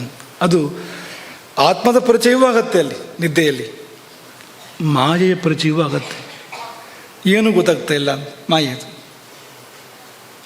ಏನೊಂದು ಗೊತ್ತಾಗಿರಲಿಲ್ಲ. ಸುತ್ತ ಏನು ಗಲಾಟೆ ಐತೆ ಅಂತ ಗೊತ್ತೇ ಇಲ್ಲ ನನಗೆ, ಮಾಯೆದು. ಹಾಗಾಗಿ ಆತ್ಮದ ಪರಿಚಯ, ಮಾಯೆಯ ಪರಿಚಯ ಎರಡೂ ಒಟ್ಟಿಗೆ ಆಗಬೇಕು ಅಂದರೆ ಒಳ್ಳೆ ನಿದ್ದೆ ಮಾಡಿ. ಅಲ್ಲಿ ಎರಡೂ ಕೂಡ ಆಗೋದಕ್ಕೆ ಸಾಧ್ಯ ಇದೆ. ಹಾಗಾಗಿ ತಾಯಿ ಬರುವಳು ರಾತ್ರಿ ನಿದ್ರೆಯಾಗಿ, ಸಕಾಲದಲ್ಲಿ ಬಂದಾಗ ದೇವಿಯನ್ನು ನಾವು ಸಕ್ರಮವಾಗಿ ಸ್ವಾಗತ ಮಾಡಬೇಕು. ಪೂಜೆಯ ನಿಯಮಗಳನ್ನು ಪಾಲನೆ ಮಾಡಬೇಕು. ಪೂಜಾ ಸ್ಥಳ ಶಾಂತವಾಗಿರಬೇಕು. ಇಲ್ಲದೇ ಇದ್ದರೆ ಪೂಜೆ ಆಗೋದಿಲ್ಲ. ನಿದ್ದೆ ಅನ್ನೋ ಪೂಜೆ ಆಗೋದೇ ಇಲ್ಲ. ಶಾಂತ ಸ್ಥಳ ಅಲ್ಲದೆ ಇದ್ದರೆ ನಿದ್ದೆ ಬರೋದು ಹಾಗೆ. ಹಾಗಾಗಿ ಪೂಜೆ ಆಗೋದಿಲ್ಲ. ಅಷ್ಟಾವಕ್ರವಾಗಿ ಮಲಗಬಾರ್ದು, ಎಂಟ್ರಂಕಿ ಹಾಗೆಲ್ಲ ಮಾಡ್ಕೊಂಡು ಮಲಗಬಾರ್ದು. ಹೀಗೆ ಹಾಸಿಗೆ ಹೀಗೆ ಇವನು ಹಾಗೆಲ್ಲ ಮಲಗಬಾರ್ದು. ಅಥವಾ ಆ ಕಡೆ ತಲೆ ದಿಂಬಿದೆ, ಈ ಕಡೆ ತಲೆ ಇದೆ ಅಂತ ಮಲಗುವಾಗ ಸರಿಯಿತ್ತು. ಆಮೇಲೆ ನೋಡಿದರೆ ತಲೆ ದಿಂಬಿನ ಮೇಲೆ ಕಾಲಿದೆ ಅಂತ, ಹೀಗೆಲ್ಲ ಆಗಬಾರ್ದು ಅಂತ. ಹಾಗಾಗಿ ಸರಿಯಾಗಿ ವ್ಯವಸ್ಥಿತವಾಗಿ ಶಾಂತವಾಗಿ ಎಡಮಗ್ಲಲ್ಲಿ ಮಲಗಬೇಕು. ಮೊದಲು ಅಂಗಾತ, ಅಲ್ಲಿ 8 ಶ್ವಾಸ. ಆಮೇಲೆ ಬಲಮಗ್ಲು, ಅಲ್ಲಿ 16 ಶ್ವಾಸ. ಕೊನೆಯಲ್ಲಿ ಎಡಮಗ್ಲು. ಅಷ್ಟು ತನಕ ಎಚ್ಚರ ಇದ್ದರೆ, ಯಾಕೆಂದರೆ ಈ ಪುಣ್ಯ ಪುರುಷರಿಗೆ, ನಿಶ್ಚಿಂತರಿಗೆ ಇಷ್ಟು ವ್ಯವಸ್ಥೆ ಆಗೋದು ಕಷ್ಟ. ಮೊದಲೇ ಮುಗಿದೋಗ್ಬಿಡ್ತದೆ ಎಷ್ಟೋ ಸರ್ತಿ. ಹಾಗಾಗಿ ಸ್ವಲ್ಪ ಹುಷಾರಾಗಿ ಎಚ್ಚರವಾಗಿದ್ದು, ಯಾಕೆಂದರೆ ಎಡಮಗ್ಲಲ್ಲೇ ಮಲಗಬೇಕು ಕೊನೆಯಲ್ಲಿ. ಆ ನಿಯಮ ಇರುವಂಥದ್ದು. ಕೊಟ್ಟ ಕೊನೆಯಲ್ಲಿ ಎಡಮಗಲಿಗೆ ಹೋಗಿ ಸಾಧ್ಯ ಆದರೆ 32 ಶ್ವಾಸ ಎಣಿಸ್ಬೇಕು. ನಿಮಗೆ 32 ಶ್ವಾಸ ಎಣಿಸೋಕೆ ಆಗದೆ ಹೋದರೆ ನೀವು ಪುಣ್ಯಾತ್ಮರು. ಲೆಕ್ಕ ತಪ್ಪಿ ಹೋದರೆ 7, 8, 10 ಅದರೊಳಗೆ ಮುಗಿದೋಯ್ತು ಅಂತ, ಧನ್ಯರು ನೀವು ಅಂತ. ಹಾಗಾದರೆ ಅಂತ ನೀವು ಪಾಪ ಮಾಡಿಲ್ಲ ಅಂತ ಲೆಕ್ಕ ಅಂತ. ನೀವು ನಿದ್ದೆ ಬರ್ತಾ ಇದೆ, ಒಳ್ಳೆ ನಿದ್ದೆ ಬರ್ತಾ ಇದೆ ನಿಮಗೆ ಅಂತ. ಮಾಡಿಲ್ಲ ಅಂತಲ್ಲ, ಕಡಿಮೆ ಮಾಡಿದ್ದೀರಿ ಅಂತ. ಉಂಡು 100 ಅಡಿ ನಡೆದು ಕೆಂಡದಲ್ಲಿ ಕೈ ಕಾಸಿ, ಗಂಡು ಮೇಲಾಗಿ ಮಲಗಿದರೆ ವೈದ್ಯನ ಗಂಡ ತಾನಕ್ಕೂ ಸರ್ವಜ್ಞ. ನಿಮ್ಗೆ ಯಾರಿಗಾರು ವೈದ್ಯನ ಗಂಡ ಆಗಬೇಕು ಅಂತ ಅಪೇಕ್ಷೆ ಇದ್ದರೆ ಇದನ್ನು ಮಾಡಿ ಅಂತ. ಶತಪಥ ಭುಕ್ತ್ವಾ ಶತಪಥಂ ವ್ರಜೇತ್, 100 ಹೆಜ್ಜೆ ನಡಿಬೇಕು ಊಟ ಆದಮೇಲೆ. ಕೆಂಡದಲ್ಲಿ ಕೈ ಕಾಸಿ, ಆ ಕೆಂಡ ಅಂತ ಏನಾದ್ರು ನಿಮಗೆ ಇದ್ದರೆ, ಇವತ್ತು ಕೆಂಡ ಅನ್ನೋದು ಬರೀ ಕಥೆಯಲ್ಲಿ ಮಾತ್ರ, ಕಥೆ ಪುಸ್ತಕದಲ್ಲಿದೆ ಅಂತ. ಮನೆಯಲ್ಲಿರ್ತಕ್ಕಂಥ ಅನಿಲದ ಒಲೆಯಲ್ಲಿ ಕೆಂಡ ಎಲ್ಲಿಂದ? ದುಃಖಿಸಿ ನಾವೇ ಕೆಂಡ ಆಗಬೇಕು, ಹೋಯ್ತಲ್ಲ ಅದು ಯಾವುದು ಇಲ್ವಲ್ಲ ಅಂತಷ್ಟು ಬಿಟ್ಟರೆ ಅಲ್ಲೇನು ಕೆಂಡ ಇಲ್ಲ ಅಂತ. ಹಾಗಾಗಿ ಕೆಂಡದಲ್ಲಿ ಕೈ ಕಾಸಿ ಗಂಡು ಮೇಲಾಗಿ ಅಂದರೆ ಈ ಬಲಭಾಗ ಗಂಡು ಭಾಗ, ಎಡಭಾಗ ಹೆಣ್ಣು ಭಾಗ ಶರೀರದಲ್ಲಿ. ಹಾಗಾಗಿ ಪುರುಷ ಭಾಗ ಮೇಲಾಗಿ ಬರುವಂತೆ ಮಲ್ಕೋಬೇಕು. ಏನಪ್ಪ ನಮ್ಮ ಹೆಣ್ಮಕ್ಳನ್ನ ಈ ಥರ ನೀವು ತಾತ್ಸಾರ ಮಾಡ್ತೀರಲ್ಲ, ನೀವು ಎಲ್ಲಿ ಹೋದರೂ ಹೀಗೆ ಅಂತ ನೀವು ಬೇಜಾರು ಮಾಡ್ಕೊಳ್ಬೇಡಿ. ಏಳುವಾಗ ಹೆಣ್ಣು ಭಾಗ ಮೇಲಾಗಿ ಏಳುವಂಥದ್ದು. ಯಾಕೆಂದರೆ ಬಲಮಗ್ಲಾಗಬೇಕು ಏಳುವಾಗ. ಬಲಮಗ್ಲಾದಾಗ ಈ ಎಡಭಾಗ ಮೇಲಕ್ಕೆ ಬರಬೇಕು, ತಾನೇ ತಾನಾಗಿ ಸಹಜವಾಗಿ ಬರ್ತದೆ. ಯಾಕೆಂದರೆ ಎಚ್ಚರ ಆಗುವಾಗ ಯಾವ ನಾಡಿ ಇದ್ದರೂ ಏಳುವಾಗ, ಎದ್ದೇಳುವಾಗ ಚಂದ್ರನಾಡಿ ಬರಬೇಕು. ಹೇಗಿದ್ರು ಬರಬೇಕು ಅಂದರೆ ಎಡಗಡೆಗೆ ಶ್ವಾಸ ಬರಬೇಕು ಅಂದರೆ ನೀವು ಬಲಮಗ್ಲಾಗಿ ಮಲಗಬೇಕಾಗ್ತದೆ ಆ ಸಮಯದಲ್ಲಿ. ಹಾಗೆ ಅಂತ ಕೊನೆಯಲ್ಲಿ ಒಂದು 4-3 ಮಾತುಗಳನ್ನು ಹೇಳಿ ಇದನ್ನು ಪರ್ಯವಸಾನ ಮಾಡ್ತೇವೆ. ಊಟಕ್ಕೂ ಮತ್ತು ನಿದ್ದೆಗೂ ಸಂಬಂಧ ಇದೆ ಅಂತ ಹೇಳಿದ್ವು. ಚೂರು ಹೇಳಿ ಇದನ್ನು ನಿಲ್ಲಿಸ್ತೇವೆ, ಸಮಯದ ಮಿತಿ ಇದೆ. ನೀವು ಊಟದಲ್ಲೇ ಸಿದ್ಧತೆ ಮಾಡಬೇಕು ನಿದ್ದೆಗೆ. ಏನು ಸಿದ್ಧತೆ ಅಂದರೆ ರಾತ್ರೋಚ ಭೋಜನ ಕುರ್ಯಾತ್ ಪ್ರಥಮ ಪ್ರಹರಾಂತರೆ. ಮೊದಲನೇದಾಗಿ ಊಟವನ್ನು ಬೇಗ ಮಾಡಬೇಕು, ಮೊದಲನೇ ಪ್ರಹರದಲ್ಲೇ ಮಾಡಬೇಕು, ಬೇಗ ಮಾಡಬೇಕು. ಸಾಧ್ಯ ಆದರೆ ಸೂರ್ಯಾಸ್ತಾಗ 1 ಗಂಟೆ ಆಸ್ಪಾಸಲ್ಲೇ ಊಟ ಮಾಡಬೇಕು. ಕಿಂಚಿದೂನಂ ಸಮಶ್ನೀಯಾತ್, ಸ್ವಲ್ಪ ಕಡಿಮೆ ಊಟ ಮಾಡಬೇಕು ರಾತ್ರಿ. ಭೂರಿ ಭೋಜನ ರಾತ್ರಿಗೆ ಇಟ್ಕೊಳ್ಬೇಡಿ. ಇವತ್ತಿನ ಭಾಷೆಯಲ್ಲಿ ಹೇಳಬೇಕು ಅಂದರೆ ಡಿನ್ನರ್. ನಮ್ಮ ಸಂಸ್ಕೃತಿ ಅಲ್ಲ, ತುಂಬ ಅನಾಹುತವನ್ನು ಮಾಡ್ತದೆ ಡಿನ್ನರ್ ಅದು ಅಂತ. ಅವರದ್ದು ಅವ್ಯವಸ್ಥೆ ಪೂರ್ತಿ. ಬೆಳಗ್ಗೆ ಮುಂಚೆ ಕಡಿಮೆ ಅಂದರೆ ಮೊದಲನೇ ಆಹಾರ ಕಡಿಮೆ, ನಮ್ಮಲ್ಲಿ 3 ಆಹಾರವೇ ಇಲ್ಲ, ಅದು ಬೇರೆ ಮಾತು. ಆಮೇಲೆ ಸ್ವಲ್ಪ ಜಾಸ್ತಿ, ಲಂಚ್ ಅಂದರೆ ಜಾಸ್ತಿ, ಡಿನ್ನರ್ ಅಂದರೆ ಹೊಡೆಯೋಷ್ಟು ಹೊಡಿ ಅಂತ, ಅದು ಡಿನ್ನರ್ ಅಂತ. ಅದಿಲ್ಲ. ಕಿಂಚಿತ್ ಊನಂ ಸಮಶ್ನೀಯ, ಸ್ವಲ್ಪ ಕಡಿಮೆನೇ ಊಟ ಮಾಡುವಂತ. ಅದರಲ್ಲಿಯೂ ದುರ್ಜರಂ ತತ್ರ ವರ್ಜಯೇತ್, ಜೀರ್ಣಕ್ಕೆ ಕಷ್ಟ ಎನ್ನುವಂಥದ್ದನ್ನು ತಿನ್ನಬೇಡ ಅಂತ. ಒಳ್ಳೆ ಬೋಂಡ ಮಾಡಿದ್ದಾರೆ, ಘಮಘಮಿಸ್ತಾ ಇದೆ ಅಂದರೆ ರಾತ್ರಿಗೆ ಬೇಡ ಅಂತ ಹೇಳಬೇಕು. ನೀವು ಮಧ್ಯಾಹ್ನ ಮಾಡಿ ಏನಿದ್ರು, ರಾತ್ರಿಗೆ ಬೇಡ. ಮೈಸೂರು ಪಾಕ್ ರಾತ್ರಿಗೆ ಬೇಡ.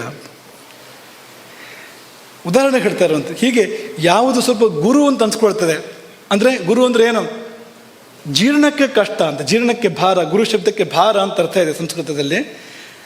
ಹಾಗಾಗಿ ಯಾವುದು ಸ್ವಲ್ಪ ಭಾರ ಇದೆಯೋ, ಜೀರ್ಣಕ್ಕೆ ಸ್ವಲ್ಪ ಭಾರ ಆಗ್ತದೋ ಅಂಥದ್ದನ್ನು ರಾತ್ರಿ ಇಟ್ಕೋಬಾರದು ಅಂತ. ಯಾಕೆಂದರೆ ಅವಳು ಬರಬೇಕಲ್ಲ, ಅವಳು ಎಷ್ಟು ಅವಳ ವ್ಯವಸ್ಥೆ ಹೇಗಿದೆ ಅಂದರೆ, ಹೊಟ್ಟೆಲಿ ಆಹಾರ ಇಲ್ಲ ಅಂದರೆ ನಾ ಬರೋದಿಲ್ಲ ಅಂತ ಹೇಳ್ತಾಳಂತವಳು, ಭೂತಧಾತ್ರಿ. ಉಪವಾಸ ಇದ್ದರೆ ನಾ ಬರಲ್ಲ ಅಂತ ಹೇಳ್ತಾಳಂತವಳು. ಹೊಟ್ಟೆ ಜಾಸ್ತಿ ತುಂಬಿಕೊಂಡಿದ್ರೆ ಆಗಲೂ ನಾ ಬರೋದಿಲ್ಲ ಅಂತ ಹೇಳ್ತಾಳಂತವಳು. ಇಷ್ಟೇ ಇರಬೇಕು. ನಾ ಬರಬೇಕು ಅಂದರೆ ಕಿಂಚಿತ್ ಊನಂ ಸಮಶ್ನೀಯ, ಸ್ವಲ್ಪ ಕಡಿಮೆ ಊಟ ಮಾಡು, ನಂಗೊಂದು ಸ್ವಲ್ಪ ಜಾಗ ಇಟ್ಕೊ, ನಾನು ಬರಬೇಕಲ್ಲ, ಜಾಗ ಇಟ್ಕೊ ಅಂತ. ದುರ್ಜರಂ ತತ್ರ ವರ್ಜಯೇತ್ ಅನ್ನುವಾಗ ಗುರು ಪದಾರ್ಥಗಳನ್ನು ತಿಂದರೆ ಅದಕ್ಕೆ ಜೀರ್ಣಾಂಗಗಳು ಕಷ್ಟಪಡ್ತಾ ಇರಬೇಕಾಗತ್ತೆ. ನಿದ್ದೆ ಹೇಗೆ ಬರೋದು? ಈ ಮೊನ್ನೆ ಇದ್ರ ಬಗ್ಗೆ ನಾವೊಂದು ವೈದ್ಯ ದಂಪತಿಗಳ ಜೊತೆ ಚರ್ಚೆ ಮಾಡಿದ್ವು, ಆಧುನಿಕ ವೈದ್ಯರು. ಹೀಗೆ ನಮ್ಮ ಪಾರಂಪರಿಕ ವೈದ್ಯ ಹೀಗೆ ಹೇಳ್ತದೆ, ನೀವೇನು ಹೇಳ್ತೀರಿ ಅಂತ ಕೇಳಿದ್ವು. ಅವರೊಂದು ಒಳ್ಳೆ ಮಾಹಿತಿ ಕೊಟ್ಟರು ಆ ಸಮಯದಲ್ಲಿ. ಈ ಜೀರ್ಣಾಂಗಗಳ ವ್ಯವಸ್ಥೆಯೇ ರಾತ್ರಿ ಅದು ದುರ್ಬಲ ಆಗ್ತದಂತೆ. ಹಗಲಿನಷ್ಟು ಪರಿಣಾಮಕಾರಿಯಾಗಿ ರಾತ್ರಿ ಜೀರ್ಣಾಂಗಗಳು ಕೆಲಸ ಮಾಡೋದಿಲ್ಲ ಅಂತ, ಅರ್ಧಾಂಶವೇ ಕೆಲಸ ಮಾಡೋದು ಅಂತ. ರಾತ್ರಿ ಒಂದು ಊಟ ಜೀರ್ಣ ಆಗೋದಕ್ಕೆ, ಮಧ್ಯಾಹ್ನ ಒಂದು ಊಟ ಜೀರ್ಣ ಆಗೋದಕ್ಕೆ 4 ಗಂಟೆ ಬೇಕು ಅಂದರೆ ರಾತ್ರಿ 8 ಗಂಟೆ ಬೇಕು, ಅಷ್ಟು ವ್ಯತ್ಯಾಸ ಇದೆ ಅಂತ. ಹಾಗಾಗಿ ದುರ್ಜರಂ ತತ್ರ ವರ್ಜಯೇತ್, ನೀವು ಅದಕ್ಕೆ ಭಾರ ಆಗುವಂಥದ್ದನ್ನು ಕೊಡೋದಕ್ಕೆ ಸಂದರ್ಭ ಅಲ್ಲ ಅಂತ ಅವರು ಒಪ್ಕೊಂಡ್ರು. ಅವರು ಇದನ್ನು ಹೇಳಿದರು, ಅದೇ ಸರಿ ಇದೆ ಅಂತ. ಈ ಡೈಜೆಸ್ಟಿವ್ ಸಿಸ್ಟಮ್ಸ್ ಅಂತ ಏನು ಹೇಳ್ತಾರೆ ಅವರು, ಅದೆಲ್ಲ ಸ್ಲೋ ಡೌನ್ ಆಗುತ್ತೆ ಆ ಸಮಯದಲ್ಲಿ, ಎಲ್ಲ ನಿಧಾನ ಆಗಿಬಿಡುತ್ತೆ ಅದು. ಹಾಗಾಗಿ ಸರಿ ಇದೆ. ಬೆಳಗಿನ ಜಾವ 4 ಗಂಟೆಗೆ ತಿನ್ನಬಾರ್ದು. ಯಾಕೆ ಅಂದರೆ ಅದು ಇದಕ್ಕೆ ಬೇಕು ಸಮಯ, ಇದನ್ನೇ ಪೂರ್ತಿ ಶುದ್ಧ ಮಾಡೋದಕ್ಕೆ ಸಮಯ ಬೇಕು ಅದಕ್ಕೆ. ಅಷ್ಟೊತ್ತಿಗೆ ಮತ್ತೊಂದಷ್ಟು ಹೊತ್ತು ಹಾಕಿದರೆ ಅದೇನು ಮಾಡೋದು ಪಾಪ ಜೀರ್ಣಾಂಗಗಳು, ಹೇಗೆ ಕೆಲಸ ಮಾಡೋದು ಅಂತ ಮಾಡಬೇಡಿ ಇದನ್ನು. ಸಾಯಂ ಭುಕ್ತ್ವ ಲಘುಹಿತಂ ಅಷ್ಟಾಂಗ ಇದು, ಅಷ್ಟಾಂಗ ಸಂಗ್ರಹ ವಾಗ್ಭಟ್ರಿದ್ದು. ಹಿಂದಿನದು ಭಾವಪ್ರಕಾಶ, ಹಿಂದಿನ ಶ್ಲೋಕ. ಈ ಸಾಯಂ ಭುಕ್ತ್ವ ಲಘು ಹಿತಂ, ಸಾಯಂ ಭುಕ್ತ್ವ ಲಘು ಹಿತಂ, ಲಘುವಾದದನ್ನು ಸೇವನೆ ಮಾಡು, ಹಿತವಾಗಿದ್ದನ್ನು ಸೇವನೆ ಮಾಡು. ಸಮಾಹಿತ ಮನಃ, ಸ್ವಲ್ಪ ಸಮಾಧಾನವಾಗಿರು. ಆ ಹೊತ್ತಲ್ಲಿ ದೂರದರ್ಶನದಲ್ಲಿ ಅದರ ದುರ್ದರ್ಶನ ನೋಡಬೇಡ, ನಿದ್ದೆಗೆ ತೊಂದರೆ ಆಗತ್ತೆ. ಸಮಾಧಾನವಾಗಿರೋಂಥದ್ದನ್ನೇ ನೋಡು, ಕೇಳು, ಮಾತಾಡು. ಊಟದ ನಂತರ ತುಂಬ ಉದ್ವೇಗ ಆಗುವಂಥದ್ದನ್ನು ಮಾಡಬೇಡ. ಆ ಸಮಯದಲ್ಲಿ ನಿದ್ದೆಗಿಂತ ಸ್ವಲ್ಪ ಮುಂಚೆನೇ ಆಂಗ್ಲರು ಅಥವಾ ಪಾಶ್ಚಿಮಾತ್ಯರು ವಿಂಡ್ ಡೌನ್ ಅಂತ ಹೇಳ್ತಾರೆ. ಅದನ್ನು ಸ್ವಲ್ಪ 3/4 ಗಂಟೆ 1 ಗಂಟೆ ಮುಂಚೆಯಿಂದಲೇ ಸಮಾಧಾನಕ್ಕೆ ಬಂತು ಅವರು ಹೇಳೋಕ್ಕೆ ಶುರು ಮಾಡಿದ್ದಾರೆ ಈಗ. ಹಾಗೆ ಸಮಾಹಿತ ಮನಸ್ಕನಾಗು, ಸಮಾಧಾನಗೊಳ್ಳು. ಶುಚಿಹಿ, ಶುದ್ಧನಾಗಿರು. ಶಾಸ್ತಾರ ಮನಸ್ಸಂಸ್ಮೃತ್ಯ, ಭಗವತ್ ಸ್ಮರಣೆ ಮಾಡುವಂಥ ಅರ್ಥ ಇಟ್ಕೊಳ್ಳಿ ಇಲ್ಲಿ. ಅಥ ಸಂವಿಷೇತ್, ಮತ್ತೆ ನಿದ್ದೆಗೆ ಹೋಗು ಎಂಬುದಾಗಿ ಹೇಳ್ತಾರೆ. ಅದು ಈ ಪೂರ್ವರಾತ್ರಿ ಅಂತ ಹೇಳ್ತಾರಲ್ಲ, ಈ ರಾತ್ರಿಯ ಮೊದಲ ಭಾಗ, ಅದು ಕಫಕಾಲ. ಅದು ಪ್ರತಿಯೊಂದಕ್ಕೂ ಕಾಲ ಇದೆಯಲ್ವ. ನಡು ಮಧ್ಯಾಹ್ನ ಅಂದರೆ ಪಿತ್ತಕಾಲ, ಅದು ಆಗ ಊಟ ಮಾಡಬೇಕು. ಸೂರ್ಯ ನೆತ್ತಿಗೆ ಬಂದ ಹೊತ್ತಲ್ಲಿ, ರವಿ ಪಿತ್ತಕಾರಕ ಗ್ರಹ ಅಲ್ವಾ, ಅವನು ನೆತ್ತಿಗೆ ಬರೋ ಹೊತ್ತಿನಲ್ಲಿ ಒಳಗು ಆ ಪಿತ್ತಧಾತು ಪೂರ್ಣ ಒಂದು ಉಚ್ಛ್ರಾಯಕ್ಕೆ ಹೋಗ್ತದೆ. ಆಗ ಹಾಕು ಊಟವನ್ನು ಅಂತ, ಊಟ ಆಗ ಮಾಡು ಆ ಸಮಯದಲ್ಲಿ. ಬೆಳಗ್ಗೆ ಮುಂಚೆ ಮಾಡೋದಲ್ಲ, 8-9 ಗಂಟೆಗೆ ಅಲ್ಲ, ಮೇಲೆ ಬರಬೇಕು ಸೂರ್ಯ ಅಂತ, ಪಿತ್ತಕಾಲ ಬರಬೇಕು ಅಂತ. ಹಾಗೆ ಸಾಯಂಕಾಲ ಅದು ಪಿತ್ತಕಾಲ ಅಲ್ಲ, ಅದು ಕಫಕಾಲ. ಅದು ಹಾಗಾಗಿ ಕಡಿಮೆ ಊಟ ಮಾಡು, ಅಷ್ಟು ತಡೆಯೋದಿಲ್ಲ. ಕಫಕಾಲದಲ್ಲಿ ಅಗ್ನಿ ಸ್ವಲ್ಪ ಮಂದ ಇರಲೇಬೇಕು. ಅದನ್ನು ಏನು ಹೇಳ್ತಾರೋ ಅದನ್ನೇ ಬಹಳ ಮೊದಲು ನಮ್ಮ ಪೂರ್ವಜರು ಹೇಳಿದ್ದಾರೆ ಅಂತ. ಹಾಗಾಗಿ ನಿದ್ದೆ ಆವಾಹನೆಗೊಳ್ಳಬೇಕಾದ್ರೆ ಹೊಟ್ಟೆಯಲ್ಲಿ ಆಹಾರವಿರಬೇಕು, ಅದು ಹೆಚ್ಚು ಆಗಬಾರ್ದು, ಕಡಿಮೆ ಆಗಬಾರ್ದು, ಆ ರೀತಿಯಲ್ಲಿ ಇರಬೇಕು ಅನ್ನೋದು. ಹಸುವಿನ ಹಾಲು ಕುಡಿದ್ರೆ ಒಳ್ಳೆಯದು. ಒಂದು ಸ್ವಲ್ಪ ಮುಂಚೆ ಮಲಗೋಕ್ಕಿಂತ ಒಂದು 1/2-3/4 ಗಂಟೆ ಮುಂಚೆ ಹಸುವಿನ ಹಾಲು ಕುಡಿದ್ರೆ, ಗೋಕ್ಷೀರ, ಅದು ಒಳ್ಳೆ ನಿದ್ದೆ ಕೊಡುತ್ತೆ ಮಾತ್ರ ಅಲ್ಲ, ಒಳ್ಳೆ ಸ್ವಪ್ನಗಳನ್ನು ಕೊಡುತ್ತೆ. ಈ ಎಚ್ಚರದ ಸುಖಕ್ಕಿಂತ ಮೇಲೆ ಸ್ವಪ್ನ ಸುಖ ಇನ್ನೂ ಹೆಚ್ಚು ಆನಂದ ಆಗತ್ತಂತೆ ಸ್ವಪ್ನದಲ್ಲಿ. ನನಸು ಕನಸು ಅಂತ ಹೇಳ್ತಾರಲ್ಲ, ಒಂದು ಕನಸು ನಂದಿದು ಹೆಚ್ಚು ಸುಖ ಇದೆ ಅಲ್ಲಿ ಅಂತ. ಈ ಜಾಗೃತ ಅವಸ್ಥೆಗಿಂತ ಸ್ವಪ್ನಾವಸ್ಥೆಯಲ್ಲಿ ಹೆಚ್ಚು ಸುಖ ಇದೆ. ಅದಕ್ಕಿಂತ ಸುಷುಪ್ತಿಯಲ್ಲಿ, ಗಾಢ ನಿದ್ರೆಯಲ್ಲಿ ಇನ್ನಷ್ಟು ಸುಖ ಇದೆ. ಮತ್ತು ಮೇಲಕ್ಕೆ ತುರಿಯಕ್ಕೆ ಹೋದರೆ ಪರಮ ಸುಖ ಇದೆ ಅಲ್ಲಿ. ತುರಿಯದಲ್ಲಿ ಮುಂದೆ ಹೋದಂತೆ ಹೆಚ್ಚೆಚ್ಚು ಸುಖ ಅಂತ. ಹಾಗಾಗಿ ನಿಮಗೆ ಒಳ್ಳೆ ಸುಖ ಬೇಕು ಅಂದರೆ ಗೋಕ್ಷೀರ ಸೇವನೆ ಮಾಡಿ ಮಲ್ಕೊಳ್ಳಿ. ಮತ್ತು ಎಮ್ಮೆ ಹಾಲು ಅಂತ ಕೇಳಬೇಡಿ. ಎಮ್ಮೆ ಹಾಲು ಅದು ಉಪಯೋಗ ಇಲ್ವಾ ಅಂದರೆ ಉಪಯೋಗ ಇದೆ. ಯಾವಾಗ ಅಂದರೆ ಪೂರ್ತಿ ನೀನು ಅಗ್ನಿ ಕೆಡಿಸ್ಕೊಂಡಾದರೆ, ಪೂರ್ತಿ ನಿದ್ದೆ ಕೆಡಿಸ್ಕೊಂಡಾದ್ಮೇಲೆ, ನಿದ್ದೆ ಹೋಯ್ತು ಅನ್ನೋ ಸಂದರ್ಭ ಬಂತು, ಕಾಯಿಲೆಯಾಗಿ ಬಂತು ಅಂದರೆ ಎಮ್ಮೆ ಹಾಲು ಕುಡಿಯಾಗ. ಮಾಹಿಷ ಕ್ಷೀರಂ ಸ್ವಪ್ನ ಜನನಾಂ ಶ್ರೇಷ್ಠಂ ಅಂತ ಆಗ ಬಂತು ಚರಕ ಸಂಹಿತೆ. ಹೋಯ್ತು ನಿದ್ರೆ ಅಂದರೆ ತಮಗುಣ ಬೇಕು, ಕಡಿಮೆ ಆಗಿದೆ ಶರೀರದಲ್ಲಿ ಅಂತ ಅರ್ಥ. ಅದಕ್ಕೀಗ ಅಲ್ಲಿ ಅಂದರೆ ಬೇಕಾದ ತಮಗುಣವೂ ಹೋಗಿದೆ ಅಂತ. ತಮಗುಣ ಎಲ್ಲ ಹಾಳಲ್ಲ, ಬೇಕಾದ ಅಂಶ ಕೂಡ ಹೋಗಿದೆ ಅಂತ. ಮತ್ತೆ ತಗೊಳ್ಳೋಕ್ಕೆ ಏನೇನು ಮಾಡೋಕ್ಕೆ ಸಾಧ್ಯ ಇದೆಲ್ಲ ಮಾಡಬೇಕಾಗತ್ತೆ. ಅದರಲ್ಲಿ ಒಂದು ಇದು ಎಮ್ಮೆ ಹಾಲು ಕುಡಿ ಅಂತ. ಅಥವಾ ಅತ್ಯಗ್ನಿ, ಹೊಟ್ಟೆಗೆ ಹಾಕಿದ್ದೆಲ್ಲ ಸುಟ್ಟು ಬಿಡುತ್ತೆ ಅದು ಅಗ್ನಿ, ಹಾಗಿದೆ ಅಂತ ಅಂದ್ಕೊಳ್ಳಿ. ನೀವು ಊಟ ಮಾಡಿ 1/2 ಗಂಟೆಗೆ ಮತ್ತೆ ಹಸಿವು ಅಂತ, ಎಮ್ಮೆ ಹಾಲು ಕುಡಿ ಅಂತ. ಅಲ್ಲಿ ಹಿತಂ ಅತ್ಯಗ್ನಿ ಅನಿದ್ರೇಭ್ಯ, ಅತ್ಯಗ್ನಿ ಇದ್ದಾಗ, ಅನಿದ್ರಾ ಆ ಸ್ಥಿತಿ ಇದ್ದಾಗ ಗರಿಯು ಮಾಹಿಷಂ ಹಿಮಂ ಅಂತ ಅಷ್ಟಾಂಗ ಹೃದಯದ ಮಾತು. ಅದು ಅತ್ಯಗ್ನಿ ಅನಿದ್ರಾ ಅಂದರೆ ಕೆಟ್ಟಾಗ ಅದು ಮೈನಸ್ ಜಾಸ್ತಿ ಪ್ಲಸ್ ಆಗ್ತದಲ್ಲ, ಹಾಗೆ ಕೆಟ್ಟಾಗ ಅಂಥದ್ದೇ ಒಂದನ್ನು ಕೊಟ್ಟು ಸರಿ ಮಾಡೋದು ಅದನ್ನು ಅಂತ, ಆ ಕಡೆಯಿಂದ ಅಂತ. ಆ ಹಂತಕ್ಕೆ ಅದು ಬೇಕು. ಕಾಲ ಹೇಗಿದೆ ಅಂದರೆ ಹೋಳಿಗೆಗೆ ಎಮ್ಮೆ ತುಪ್ಪವೇ ಬೇಕು, ಅದರಲ್ಲೂ ಅದು ಗಟ್ಟಿ ಇರಬೇಕು. ಹೊಟ್ಟೆ ಹಾಳಾಗೋದಕ್ಕೆ ಇದರಂಥ ಒಳ್ಳೆಯ ಔಷಧ ಬೇರೆ ಯಾವುದೂ ಇಲ್ಲ. ಸರ್ವನಾಶ ಆಗಬೇಕು ಅಗ್ನಿ ಅಂದರೆ ಇದನ್ನು ಮಾಡಿ. ಈಗ ಗೋವಿನ ತುಪ್ಪ ಆದರೂ ಗಟ್ಟಿ ಇದ್ದರೆ ಒಳ್ಳೆಯದಲ್ಲ, ಅದು ಕರಗಿರಬೇಕು ಸೇವನೆ ಮಾಡಬೇಕಾದ್ರೆ. ಹೀಗಿರುವಾಗ ಎಮ್ಮೆ ತುಪ್ಪನ ಗಟ್ಟಿ ಇಟ್ಕೊಂಡು ತಿಂದರೆ, ಗಟ್ಟಿ ಅಂದರೆ ಗಟ್ಟಿ ಅಂತ ಕಲ್ಲಿನಾಗಿರಬೇಕು ಅಂತ ಹಾಗೆ ತಿಂದರೆ ಯಾತಕ್ಕೆ ಬರಬೇಕು ಅದು ಒಂದು. ಇದೆಲ್ಲ ಬುದ್ಧಿ ಕೆಟ್ಟು ಬಂದಿರತಕ್ಕಂಥ ಪದ್ಧತಿಗಳು ಹೊರತು ಸರಿಯಾದ ಕ್ರಮಗಳಲ್ಲ ಅದು ಅಂತ. ಹಾಗೆ ಇನ್ನಷ್ಟು ವಿಷಯಗಳಿದೆ, ಸಮಯದ ಮಿತಿ ಇರೋದ್ರಿಂದ ನಾವು ಹೆಚ್ಚು ಇದನ್ನು ಮುಂದುವರಿಸೋದಿಲ್ಲ. ಒಂದು ಚಿಕ್ಕ ಮಾಹಿತಿ ಜೊತೆಗೆ ಇದನ್ನು ಮುಕ್ತಾಯ ಮಾಡ್ತೇವೆ. ಊಟ ಮುಗಿದ ನಂತರ ಜೀರ್ಣ ಆಗೋ ಅವಧಿ ಇದೆಯಲ್ಲ ಅದನ್ನು 3 ಭಾಗ ಮಾಡಬೇಕು. ಉಂಡ ನಂತರ ಜೀರ್ಣ ಆಗ್ಲಿಕ್ಕೆ ಬೇಕಾಗುವಂಥ ಸಮಯ ಅದನ್ನು 3 ಭಾಗ ಮಾಡಬೇಕು. ಸುಮಾರು 4 ಗಂಟೆಗಳು ಅಂತ ಲೆಕ್ಕ. ಕೆಲವರಿಗೆ ಜಾಸ್ತಿ ಇರ್ಬೋದು, ಕೆಲವರಿಗೆ ಕಡಿಮೆನೂ ಇರ್ಬೋದು. ಸುಮಾರು 4 ಗಂಟೆಗಳು, 4ರಿಂದ 5 ಗಂಟೆ ವ್ಯಕ್ತಿಯ ಮೇಲೆ ಅವಲಂಬಿತ ಇದು. ಈ 4 ಗಂಟೆ ಅಂತ ಅಂದ್ಕೊಂಡ್ರೆ ಅದನ್ನು 3 ಭಾಗ ಮಾಡಿದರೆ ಎಷ್ಟೆಷ್ಟು ಬಂತು? 1 ಗಂಟೆ 20 ನಿಮಿಷ, 1 ಗಂಟೆ 20 ನಿಮಿಷ, 1 ಗಂಟೆ 20 ನಿಮಿಷ ಬಂತಲ್ವಾ? 3 ಭಾಗ ಮಾಡಿದರೆ ಆ ಮೊದಲನೇ ಭಾಗ ಕಫಕಾಲ ಅಂತ ಹೆಸರು. ಅದಕ್ಕೆ ಕಫಧಾತು ಆಳುವಂಥ ಕಾಲ ಅದು, ಜೀರ್ಣ ಮಾಡುವ ಸಂದರ್ಭದಲ್ಲಿ, ಆಹಾರವನ್ನು ಜೀರ್ಣ ಮಾಡುವ ಸಂದರ್ಭದಲ್ಲಿ. ಎರಡನೇ ಕಾಲ ಪಿತ್ತಕಾಲ ಅಂತ. ಮೂರನೇ ಕಾಲ ವಾತಕಾಲ. ಮೊದಲನೇ 1 ಗಂಟೆ 20 ನಿಮಿಷ ಕಫದ ಕಾಲ, ಎರಡನೇ 1 ಗಂಟೆ 20 ನಿಮಿಷ ಪಿತ್ತದ ಕಾಲ, ಮೂರನೇ 1 ಗಂಟೆ 20 ನಿಮಿಷ ವಾತದ ಕಾಲ. ಊಟ ಆಗಿ ಕಫದ ಕಾಲದಲ್ಲಿ ನಿದ್ದೆ ಮಾಡಿದರೆ ಒಳ್ಳೆ ನಿದ್ದೆ, ಪಿತ್ತದ ಕಾಲದಲ್ಲಿ ನಿದ್ದೆ ಮಾಡಿದರೆ ಕನಸು ನಿದ್ದೆ, ವಾತದ ಕಾಲದಲ್ಲಿ ನಿದ್ದೆ ಮಾಡಿದರೆ ಅದು ನಿದ್ದೆ ಅಲ್ಲ, ಅದು ಅಂಥ ನಿದ್ದೆ, ನಿಜವಾದ ವಿಶ್ರಾಂತಿ ಸಿಕ್ಕೋದಿಲ್ಲ ಅಂತ. ಅಂದರೆ ಊಟ ಆಗಿ 1-1.5 ಗಂಟೆ ಒಳಗಡೆಗೆ ನೀವು ಮಲಗೋದಾದರೆ ಊಟ ಆಗಿ ಅದು ನಿಜವಾದ ನಿದ್ದೆಯನ್ನು ಕೊಡಬಲ್ಲದು. ಆಮೇಲೆ 1-1.5 ಗಂಟೆ ಸಮಯ ಏನಿದೆ ಮುಂದಿಂದು ಸ್ವಲ್ಪ ನಿದ್ದೆ ತೆಳುವಾಗ್ತದೆ ಅಂತ, ಕನಸು ನಿದ್ದೆ ಅಂತ. ಮುಂದಿನ 1-1.5 ಗಂಟೆ ಇದೆಯಲ್ಲ ಅದು ವಿಶ್ರಾಂತಿ ಅಲ್ಲ ಎನ್ನುವಂಥ ನಿದ್ದೆ ಅಂತ. ಹಾಗಾಗಿ ಊಟ ಆಗಿ ಅಷ್ಟು ಕಾಲ ಬಿಡಬಾರ್ದು ಅಂತ, ತುಂಬ ಕಾಲ ಬಿಡಬಾರ್ದು, ಕೂಡಲೂ ಮಲಗಬಾರ್ದು. ಊಟ ಆದ ಕೂಡಲೇ ಮಲಗಿದ್ರೆ ಬೇರೆ ಬೇರೆ ಫಲಗಳನ್ನ ಹೇಳಿದ್ದಾರೆ. ತತ್ಕ್ಷಣ ಮಲಗೋದಕ್ಕೆ ದುಷ್ಫಲಗಳನ್ನ ಹೇಳಿದ್ದಾರೆ, ತತ್ಕ್ಷಣ ಮಲಗುವಂಥದ್ದಲ್ಲ. ಆದರೆ ಸ್ವಲ್ಪ ಸಮಯ ಬಿಟ್ಟು ಮಲಗಬೇಕು. ಎಷ್ಟು ಸಮಯ ಅಂದರೆ ಈ ಕಫಕಾಲದ ಕೊನೆ ಭಾಗ ಕಫ ವೃದ್ಧಿ ಅಂತ ಹೇಳ್ತಾರೆ ಅವರು. ಅಂದರೆ ನೀವು ಈ ಮಲಗುವಿಕೆ ಅನ್ನೋದು ಕೂಡ ಒಂದು ಕಫದ ಒಂದು ಕೃತ್ಯವಾಗಿದೆ. ನಿದ್ದೆ ಮಾಡೋದು ಅನ್ನೋದು ಕಫದ ಕೃತ್ಯವಾಗಿದೆ. ನೀವು ಆ ಹೊತ್ತಲ್ಲಿ ಮಲಗಿದರೆ ಕಫ ವೃದ್ಧಿ, ಕಫಕಾಲ ಇನ್ನೊಂಚೂರು ಮುಂದಕ್ಕೆ ಹೋಗುತ್ತೆ, ಇನ್ನೊಂಚೂರು ಹೆಚ್ಚಾಗುತ್ತೆ ಅದು ಅಂತ. ಹಾಗೆ ಮಾಡ್ಕೊಂಡು ಮಲಗಬೇಕು ಅನ್ನೋದು ಇದರ ವಿಧಿ.